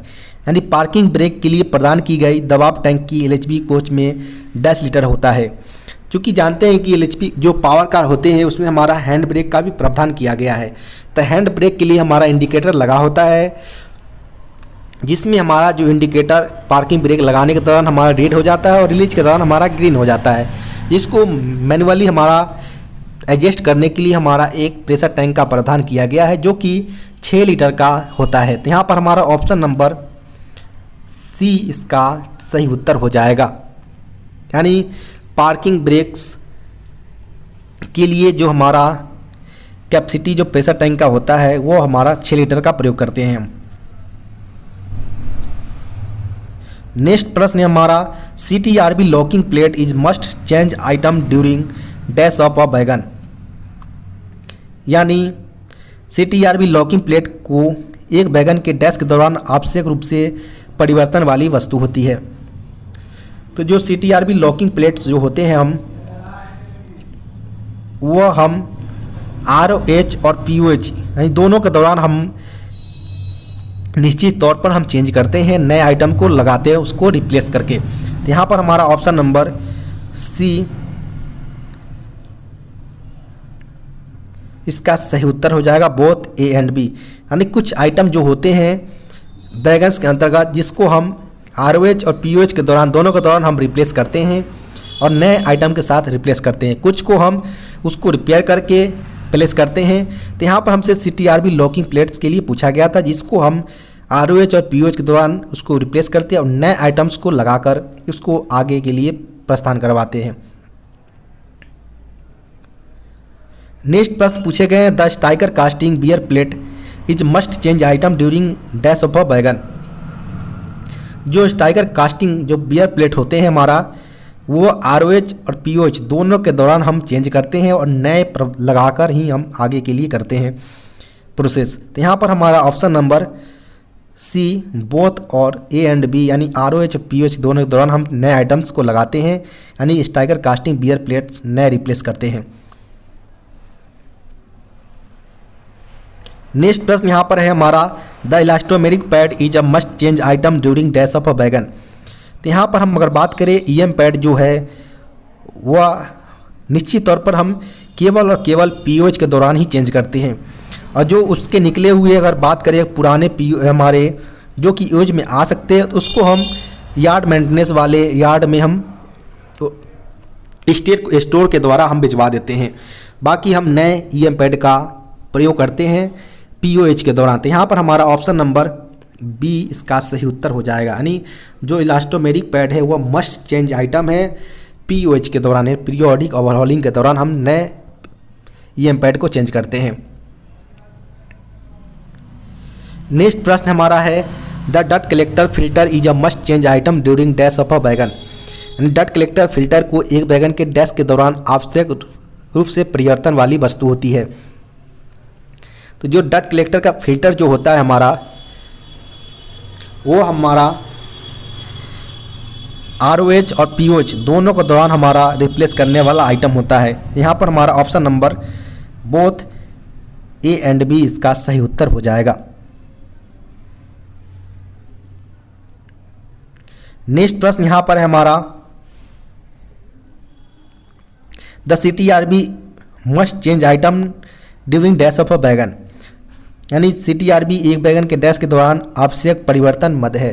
क्योंकि CTRB को नए रूप से replace नहीं किया जाता है, केवल और केवल इसके जो निकाल कर हम विड्रॉ करते हैं हाइड्रोलिक की मदद से, और उसको हम CTRB सेक्शन में भेजकर सारे पार्ट्स को लिमिटेशन के अंदर वर्क है या रिप्लेस करने की ज़रूरत रिक्वायरमेंट है इसकी पार्ट्स की, नए ग्रीस का यूज करके फिर से हम इसको पुट इन करते हैं बियरिंग्स के अंतर्गत, एक्सल के अंतर्गत। यहाँ पर हमारा नॉन ऑफ दी इसका सही उत्तर हो जाएगा, ऑप्शन नंबर D।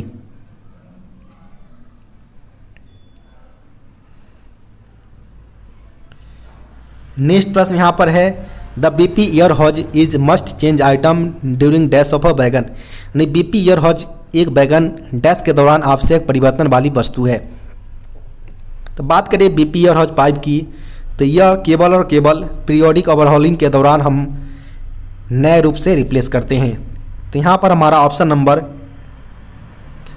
C इसका सही उत्तर हो जाएगा।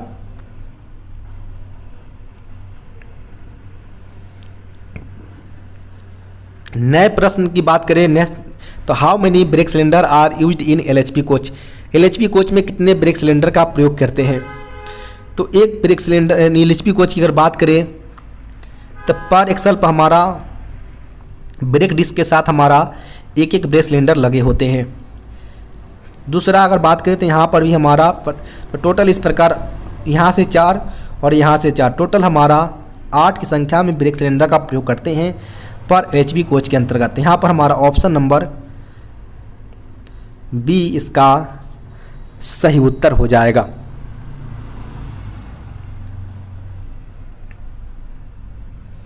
नेक्स्ट प्रश्न है maximum gap between brake disc and brake pad in LHB coach is dash M M, यानी एलएचबी कोच में ब्रेक डिस्क और ब्रेक पैड के बीच अधिकतम अंतर डैश एम के होते हैं। तो यहाँ पर बात करें जो गैप मेंटेन किया जाता है मैक्सिमम गैप ब्रेक डिस्क और ब्रेक पैड के बीच वह 1.5 mm का होता है। तो यहाँ पर हमारा ऑप्शन नंबर बी इसका सही उत्तर हो जाएगा।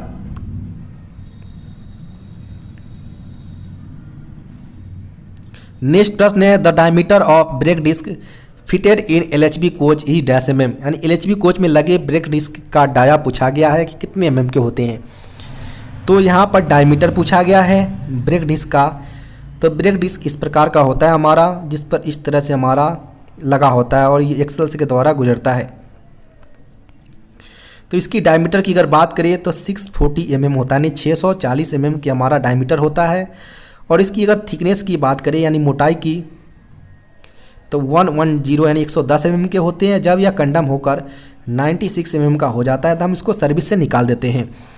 इसके अलावा हमारा जो यह ब्रेक डिस्क बना होता है वह ग्रे कास्ट आयरन का बना होता है। यहाँ पर हमसे डायमीटर पूछा गया था तो यह 640 mm का होता है। ऐसा कोई भी ऑप्शन में नहीं दिया गया है तो आप option number D none of the above choose कर सकते हैं, यानी ऑप्शन नंबर डी 640 mm इसका ब्रेक डिस्क का डाया होता है। नेक्स्ट प्रश्न पूछे गए यहाँ पर how many brake disc are provided on each axle in LHB coaches, यानी एलएचबी कोच के प्रत्येक एक्सल पर कितने ब्रेक डिस्क लगे होते हैं। यहाँ पर एक ब्रेक डिस्क और यहाँ पर एक ब्रेक डिस्क, टोटल हमारा इस प्रकार 4 एक्सल होते हैं।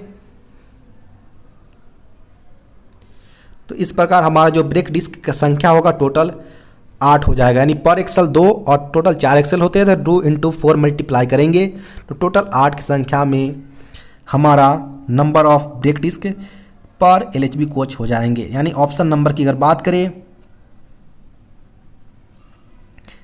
तो यहाँ पर एलएचबी कोच की अगर बात करें तो पर एलएचबी कोच में हमारा 8 की संख्या में होते हैं, लेकिन यहाँ पर हमसे पूछा गया था ईच एक्सल। तो ईच एक्सल के केस में हमारा केवल 2 की संख्या में ब्रेक डिस्क प्रयोग किए जाएंगे। तो यहाँ पर हमारा ऑप्शन नंबर बी इसका सही उत्तर हो जाएगा।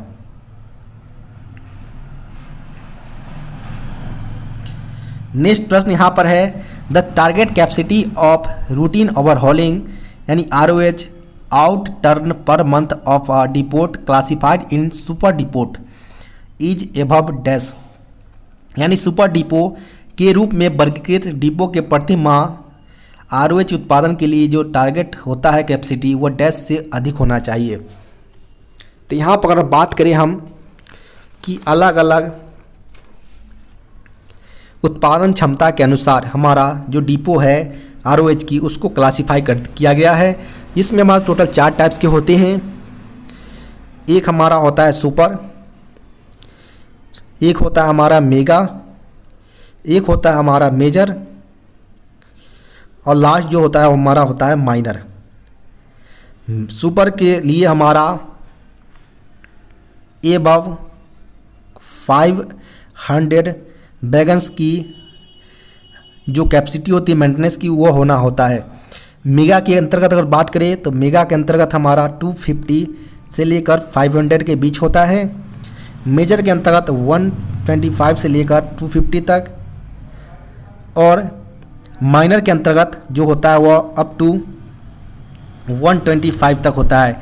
4 कैटेगरी में हमारे ROH डिपो को क्लासिफाई किया गया है। यहाँ पर हमसे सुपर डिपो का पूछा गया है जिसकी जो टारगेट कैपेसिटी होता है वो एबव 500 होना चाहिए। तो यहाँ पर हमारा ऑप्शन नंबर की अगर बात करें तो ऑप्शन नंबर हमारा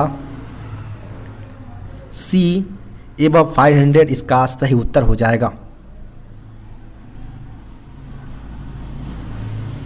नेक्स्ट प्रश्न यहाँ पर है, as per latest instruction issued regarding handling of warranty rejections the vendor is to be called upon for replacement of rejected stores और for dispositions of equivalent amount of rejected material within the period of dash days from the date of warranty rejection advice. यहाँ पर अगर बात करें तो बोला गया है कि वारंटी अस्वीकृति से निपटने के संबंध में जारी नवीनतम निर्देश के अनुसार वारंटी अस्वीकृति सलाह की तारीख से डैश दिनों के अवधि के भीतर विक्रेता को अस्वीकृत स्टोर के प्रतिस्थान या अस्वीकृत सामग्री के बराबर राशि जमा करने के लिए बुलाया जाना है। तो यहाँ पर अगर बात करें तो लेटेस्ट जो इंस्ट्रक्शन जारी किया गया था, जिसमें कोई भी अगर मटेरियल अगर वारंटी रिजेक्शन के लिए क्लेम किया जाता है तो वेंडर को बुलाया जाना चाहिए रिप्लेसमेंट के लिए रिजेक्टेड स्टोर्स पर, और उसका डिपोजिशन किया जाना चाहिए जो इक्वल अमाउंट्स जो रिजेक्टेड मटेरियल्स के हैं उसके रूप में। इसके लिए एक टाइम पीरियड दिया गया है जो कि वारंटी रिजेक्शन एडवाइस के इस टाइम पीरियड के अंतर्गत बुलाना अनिवार्य होता है। तो इसके लिए 60 डेज का टाइम पीरियड रखा गया है, जिसके अंतर्गत जो वेंडर है उसको बुलाकर रिजेक्टेड आइटम्स के इक्विवेलेंट जो अमाउंट होंगे उसको वसूला जाना चाहिए। तो यहाँ पर 60 डेज ऑप्शन नंबर सी इसका सही उत्तर हो जाएगा।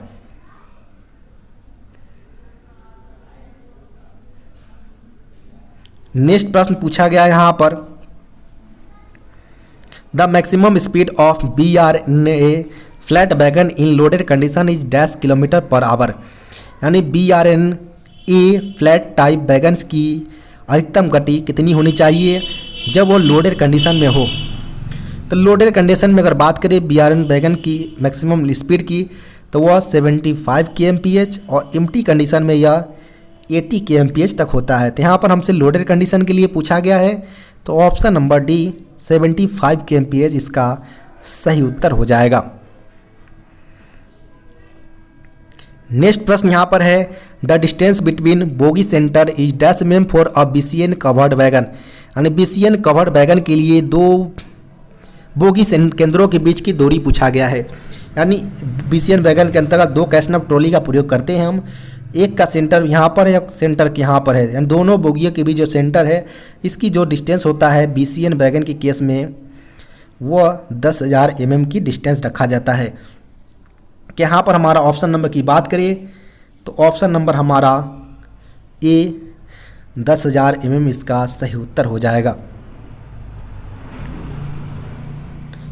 नेक्स्ट प्रश्न यहाँ पर है, as per latest instruction issued regarding handling of warranty rejection advice to be issued within the dash days of detection of warranty complaints. यानी वारंटी अस्वीकृत के निपटने के संबंध में जारी निर्देशानुसार वारंटी शिकायत का पता चलने के डैश दिनों के भीतर वारंटी अस्वीकृति सलाह जारी की जाती है।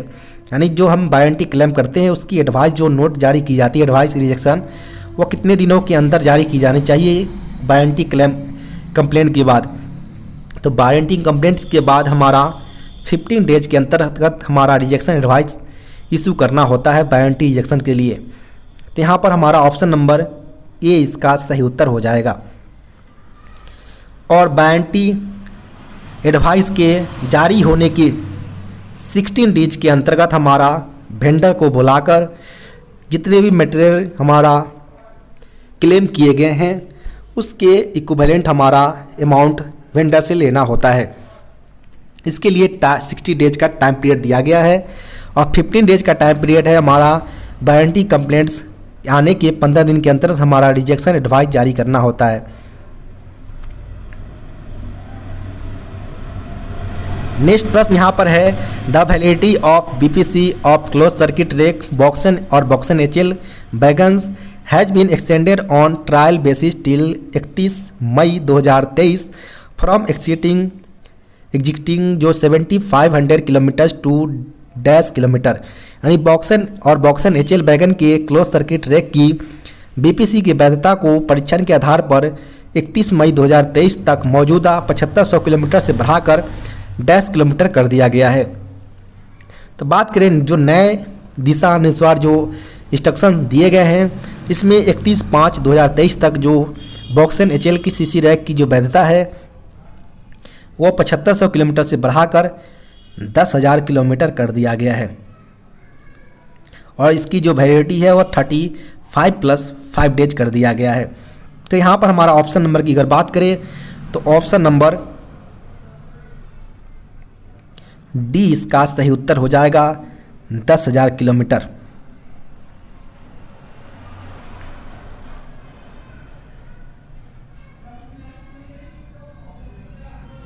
नेक्स्ट प्रश्न की बात करें तो नेक्स्ट प्रश्न है as per extent provisions GCC यानी जनरल कंडीशन ऑफ कॉन्ट्रैक्ट, यानी for works the original bank guarantee is to be delivered in person to the official nominated as indicated in the tender documents within the dash working days before closing date for submissions of bids। यहाँ works के लिए GCC के मौजूदा प्रावधान के अनुसार मूल bank guarantee निविदा दस्तावेज में दर्शाए अनुसार नामित अधिकारी को व्यक्तिगत रूप से बोलियां जमा करने की अंतिम तिथि से डैश कार्य दिनों के भीतर पहुंचानी होती है। जब भी एक लिमिटेशन दिया जाता है बिड को सबमिशन करने के लिए तो डैश वर्किंग डेज के अंतर्गत हमारा बिड को सबमिट करना होता है। तो इसके लिए हमारा टाइम पीरियड 5 डेज के टाइम पीरियड डाला गया है। तो हमारा यहाँ पर ऑप्शन नंबर सी इसका सही उत्तर हो जाएगा, 5 वर्किंग डेज। नेक्स्ट प्रश्न यहाँ पर है as per the exchange provision of GCC यानी general condition of contract for works the bid security is -% of the estimated cost for the works estimated to cost of 1 crore, यानी works के लिए GCC मौजूदा प्रावधान के अनुसार 1 करोड़ तक की अनुमानित लागत वाले कार्य के लिए बिड सिक्योरिटी अनुमानित लागत का %% होना चाहिए। जब भी GCC के प्रोविजन के अनुसार अगर बात करें वर्क्स के लिए जो बिड सिक्योरिटी दिया जाता है वह जिसका कॉस्ट अगर एस्टिमेटेड कॉस्ट की अगर बात करें 1 करोड़ तक हो तो उसकी बिड सिक्योरिटी 2% तक होना चाहिए। तो यहाँ पर हमारा ऑप्शन नंबर बी इसका सही उत्तर हो जाएगा। यह मेंशन किया गया है GCC के अंतर्गत यानी general condition of contract works के अंतर्गत मेंशन किया गया है कि अगर कोई वर्क्स का वैल्यू 1 करोड़ तक है तो उसकी बिड सिक्योरिटी 2% तक होना चाहिए। नेक्स्ट प्रश्न की बात करें यहाँ पर तो नेक्स्ट प्रश्न पूछा गया है the demand number dash of ordinary working expenses corresponds to repair and maintenance of C&W यानी कैरिज एंड वैगन, यानी समान संचालन व्यय की मांग संख्या कैरिज और वैगन की मरम्मत और रखरखाव से संबंधित है। यहाँ पर अलग अलग डिमांड के अंतर्गत अलग अलग वर्क से रिलेटेड हमारा रिपेयर मेंटेनेंस से रिलेटेड वर्क्स बताए गए हैं। यहाँ पर हमसे पूछा गया कैरिज एंड वैगन के रिलेटेड, तो जो कि डिमांड नंबर 6 के अंतर्गत मेंशन किया गया है। यहाँ पर ऑप्शन नंबर सी इसका सही उत्तर हो जाएगा, यानी डिमांड नंबर 6 के अंतर्गत जो ऑर्डिनरी वर्किंग एक्सपेंसेस है वो रिपेयर और मेंटेनेंस ऑफ C&W से रिलेटेड होता है। वहीं बात करें तो डिमांड नंबर 4 के अंतर्गत हमारा PVA के मेंटेनेंस से रिलेटेड होता है, 5 के अंतर्गत मोटी पावर्स की और 7 के अंतर्गत हमारा प्लांट एंड इक्विपमेंट से रिलेटेड होता है। नेक्स्ट प्रश्न की बात करें तो यहाँ पर हमसे पूछ लिया गया है प्लांट और इक्विपमेंट से रिलेटेड जो एक्सपेंसेस होते हैं वो कौन से डिमांड के नंबर के अंतर्गत आता है। तो यह डिमांड नंबर 7 के अंतर्गत आता है और ऑप्शन नंबर हमारा बी इसका सही उत्तर हो जाएगा। नेक्स्ट प्रश्न यहाँ पर हमारा the demand number dash of ordinary working expenses corresponds to operating expenses rolling stock equipment. Rolling stock के अंतर्गत अगर बात करें ऑपरेटिंग एक्सपेंसेस की तो ऑपरेटिंग एक्सपेंसेस के अंतर्गत हमारा 3 डिमांड नंबर मेंशन किए गए हैं मेनली। पहला डिमांड नंबर 8 है हमारा रोलिंग स्टॉक और इक्विपमेंट के, जो कि डिमांड नंबर 8 के अंतर्गत आता है। डिमांड नंबर 9 के अंतर्गत हमारा ट्रैफिक ऑपरेटिंग एक्सपेंसेस जो होता है उससे रिलेटेड है और डिमांड नंबर 10 के अंतर्गत हमारा ऑपरेटिंग एक्सपेंसेस ऑन फ्यूल है उसको मेंशन किया गया है। यहाँ पर हमसे रोलिंग स्टॉक के केवल पूछा गया है तो डिमांड नंबर हमारा 8 इसका सही उत्तर हो जाएगा, ऑप्शन नंबर ए।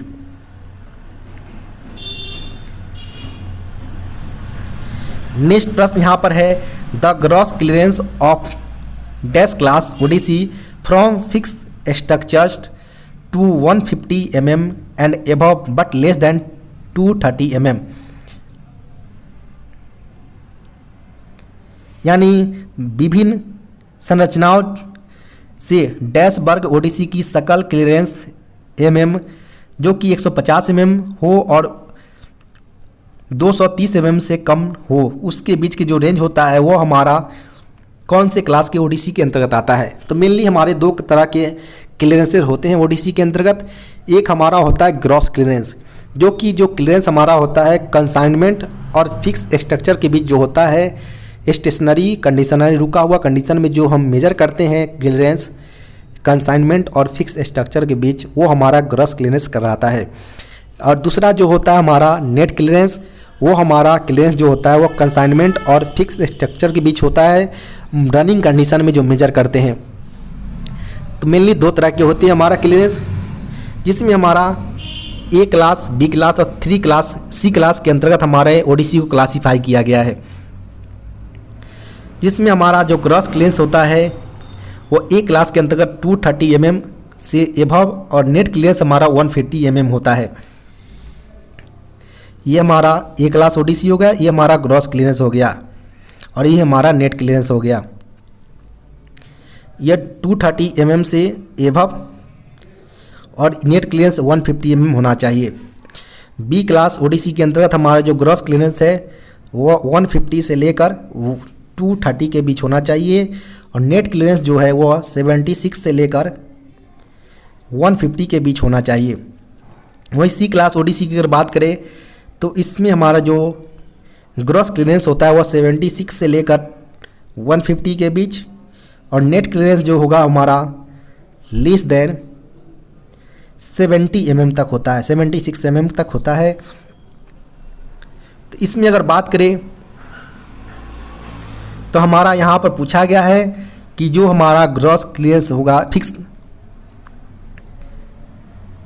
वो हमारा 150 mm से 230 mm के बीच होना चाहिए, जो कि हमारा बी क्लास ओडिसी को आइडेंटिफाई करता है। तो हमारा यहाँ पर बी क्लास ओडिसी इसका सही उत्तर हो जाएगा। इसके अलावा अगर बात करें तो ए क्लास ओडिसी की जो सेक्शनल स्पीड होती है वो सेक्शन टू सेक्शन डिपेंड करता है कि कितने सेक्शन की स्पीड है। बी क्लास ओडिसी के अंतर्गत हमारे 40 kmph तक अलाउड रहता है, जिसके अंतर्गत डे के अंतर्गत हमारा कोई भी स्कॉटिंग स्टाफ की रिक्वायरमेंट नहीं होता है, जबकि नाइट के अंतर्गत हमारा बी क्लास ओडिसी को स्कॉटिंग स्टाफ की रिक्वायरमेंट होती है। सी क्लास के अंतर्गत हमारा जो स्पीड होता है वो 25 kmph तक होता है और केवल डे के दौरान इसको मूवमेंट किया जाता है विथ स्कॉटिंग स्टाफ। इस सारी इन्फॉर्मेशन को आप ध्यान रखिए, इससे कई सारे प्रश्न पूछ लिए जाएंगे एग्जाम के अंतर्गत। नेक्स्ट प्रश्न है let the passage of ODC through the electrified section special speed restrictions is not required when the gross clearance is more than -mm। यानी विद्युतीकरण अनुभाग से ओडिसी के पारित होने के लिए विशेष गति प्रतिबंध की आवश्यकता नहीं होती है जब सकल क्लियरेंस -mm से अधिक हो। जब जो ग्रॉस क्लियरेंस अगर हमारा 250 mm यानी 250 mm से अगर ज़्यादा हो हमारा, तो उस केस में हमारा कोई भी इलेक्ट्रीफाइड अनुभाग से हमारा परमिशन की रिक्वायरमेंट नहीं होती है गति परिवहन स्पीड रिस्ट्रिक्शंस के लिए। तो यहाँ पर हमारा ऑप्शन नंबर सी 250 mm इसका सही उत्तर हो जाएगा। नेक्स्ट प्रश्न यहाँ पर है the biodigester tank for ICF और RCF coaches has dash partition inside the tank. यानी ICF और RCF कोचों के लिए बायोडाइजेस्टर टैंक में टैंक के अंदर डैश विभाजन होते हैं। तो इसमें पार्टीशन टैंक की अगर बात करें तो टोटल 6 की संख्या में इसको इनसाइड द बायोडाइजेस्टर टैंक होते हैं। यहाँ पर ऑप्शन नंबर सी 6 की संख्या इसका सही उत्तर हो जाएगा। नेक्स्ट प्रश्न जो पूछे गए हैं the biodigester tank for LHB coach has dash partition valve inside the tank. LHP कोचों के लिए बायोडाइजेस्टर टैंक के अंदर डैश विभाजन दीवारें होती है, तो वह 6 की संख्या में होता है। यहाँ पर ऑप्शन नंबर सी इसका सही उत्तर हो जाएगा। नेक्स्ट जो 10 प्रश्न पूछे गए हैं और वो ऑफिशियल लैंग्वेज से पूछा गया है, जिसमें पहला प्रश्न है who will be the president of official language implementation committee in the field offices. क्षेत्रीय कार्यालयों में राजभाषा कार्यान्वयन समिति के अध्यक्ष कौन होगा। तो फील्ड ऑफिसेज की अगर बात करें तो उसके अंतर्गत जो प्रेसिडेंट होंगे ऑफिशियल लैंग्वेज इम्प्लीमेंटेशन कमेटी के, वह हेड ऑफ डिपार्टमेंट होगा। तो यहाँ पर ऑप्शन नंबर की बात करें तो ऑप्शन नंबर ए इसका सही उत्तर हो जाएगा।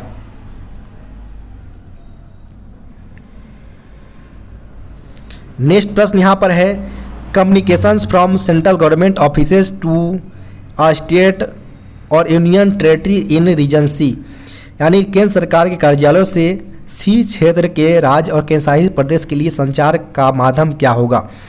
तो जब भी कम्युनिकेशन किया जाता है सेंट्रल गवर्नमेंट ऑफिस से स्टेट या यूनियन टेरेटरी रीजन सी के अंतर्गत, जो जिसके अंतर्गत हमारा सेंट्रल गवर्नमेंट ऑफिसेज नहीं होना चाहिए, तो उस कंडीशन में हमारा जो कम्युनिकेशन का मीडियम जो होगा वो हमारा केवल इंग्लिश होगा। तो यहाँ पर हमारा ऑप्शन नंबर ए इसका सही उत्तर हो जाएगा, क्योंकि जब स्टेट और यूनियन टेरेटरी के अंतर्गत हमारा सेंट्रल गवर्नमेंट के ऑफिसेज नहीं होंगे तो उस दौरान केवल इंग्लिश मीडियम में हमारा संचार किया जाएगा मीडियम। नेक्स्ट प्रश्न की बात करें यहाँ पर अगर, तो communication from a central government offices to a state in a region A shall be in केंद्र सरकार के कार्यालयों से क्षेत्र ए के राज्य के लिए संचार डैश में किया जाएगा। जब भी कम्युनिकेशन सेंट्रल गवर्नमेंट ऑफिसेज से रीजन ए के अंतर्गत किया जाता है तो वह केवल और केवल हिंदी में किया जाएगा, जब वह सेंट्रल गवर्नमेंट की ऑफिसेज नहीं होगा। तो यहाँ पर हमारा ऑप्शन नंबर बी हिंदी इसका सही उत्तर हो जाएगा। नेक्स्ट प्रश्न है all documents referred to in sub section 33 of official language act 1963 shall be in, यानी राजभाषा अधिनियम की धारा 3(3)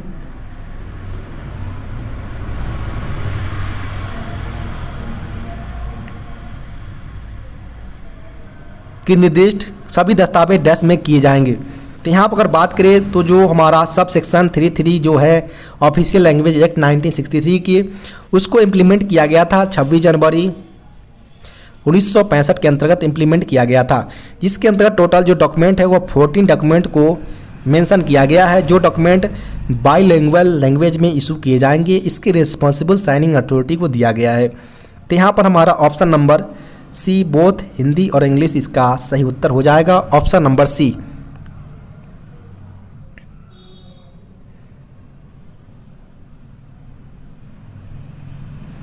नेक्स्ट प्रश्न यहाँ पर है any application appeal or representation when made or signed in Hindi shall be replied to, कोई भी आवेदन या अपील या अभियावेदन जब हिंदी में किया जाता है तो उस पर हस्ताक्षर हिंदी में किया जाता है, तो उसका उत्तर भी हिंदी में ही दिया जाएगा।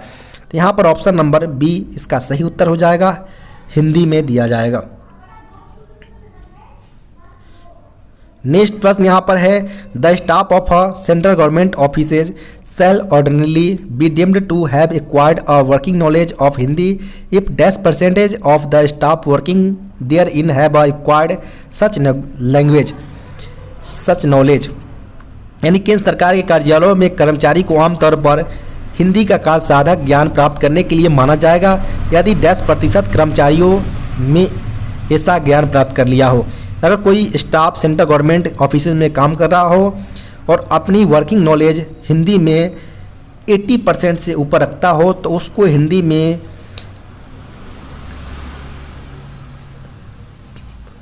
कार्य साधक माना जाएगा। यानी यहाँ पर ऑप्शन नंबर की अगर बात करें तो ऑप्शन नंबर यहाँ पर डी 80% इसका सही उत्तर हो जाएगा।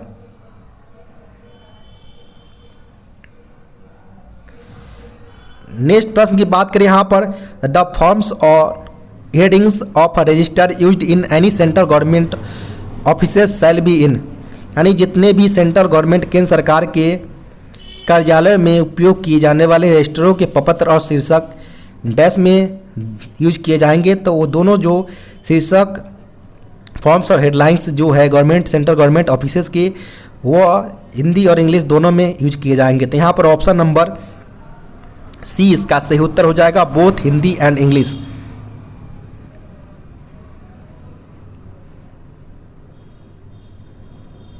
नेक्स्ट प्रश्न यहाँ पर है, the committee on official language shell consist of dash members from Lok Sabha. Rajya Sabha समिति में लोकसभा के सदस्य कितने शामिल होंगे? जो हमारे संसदीय समिति है राजभाषा की, उसके अंदर हमारा टोटल 30 मेंबर्स है, 20 हमारे लोकसभा से और 10 हमारे मेंबर्स है वो राज्यसभा से आते हैं। इसके चेयरमैन हमारे सेंट्रल होम मिनिस्टर होते हैं, यानी केंद्रीय गृह मंत्री। यहाँ पर हमसे लोकसभा से पूछा गया है, तो टोटल हमारा 20 मेंबर्स हो जाएगा, ऑप्शन नंबर सी। नेक्स्ट प्रश्न जो मेंबर पूछा गया वो हमारा राज्यसभा से पूछा गया, तो इसके अंतर्गत जो हमारे 10 मेंबर्स आते हैं, तो हमारा ऑप्शन नंबर ए इसका सही उत्तर हो जाएगा। नेक्स्ट और लास्ट प्रश्न जो पूछा गया है, language provisions are mentioned in the article dash in the constitutions of India, यानी भाषा प्रावधानों का उल्लेख भारत के संविधान के अनुच्छेद डैश में किया गया है। तो जो भी हमारा भाषा प्रावधान उल्लेख किया गया है संविधान के अंतर्गत, वो अनुच्छेद 343 से लेकर 351 यानी 343 से 351 के अंतर्गत मेंशन किए गए हैं। तो यहाँ पर हमारा ऑप्शन नंबर डी इसका सही उत्तर हो जाएगा। आपको वीडियो कैसा लगा? वीडियो को लाइक एवं चैनल को सब्सक्राइब करना न भूलें। साथ ही साथ आपको वीडियो अच्छा लगा तो अपने कलीग के साथ इस वीडियो को शेयर करना न भूलें। साथ ही साथ अपना सुझाव देना चाहे तो कमेंट बॉक्स में अपना सुझाव बता सकते हैं।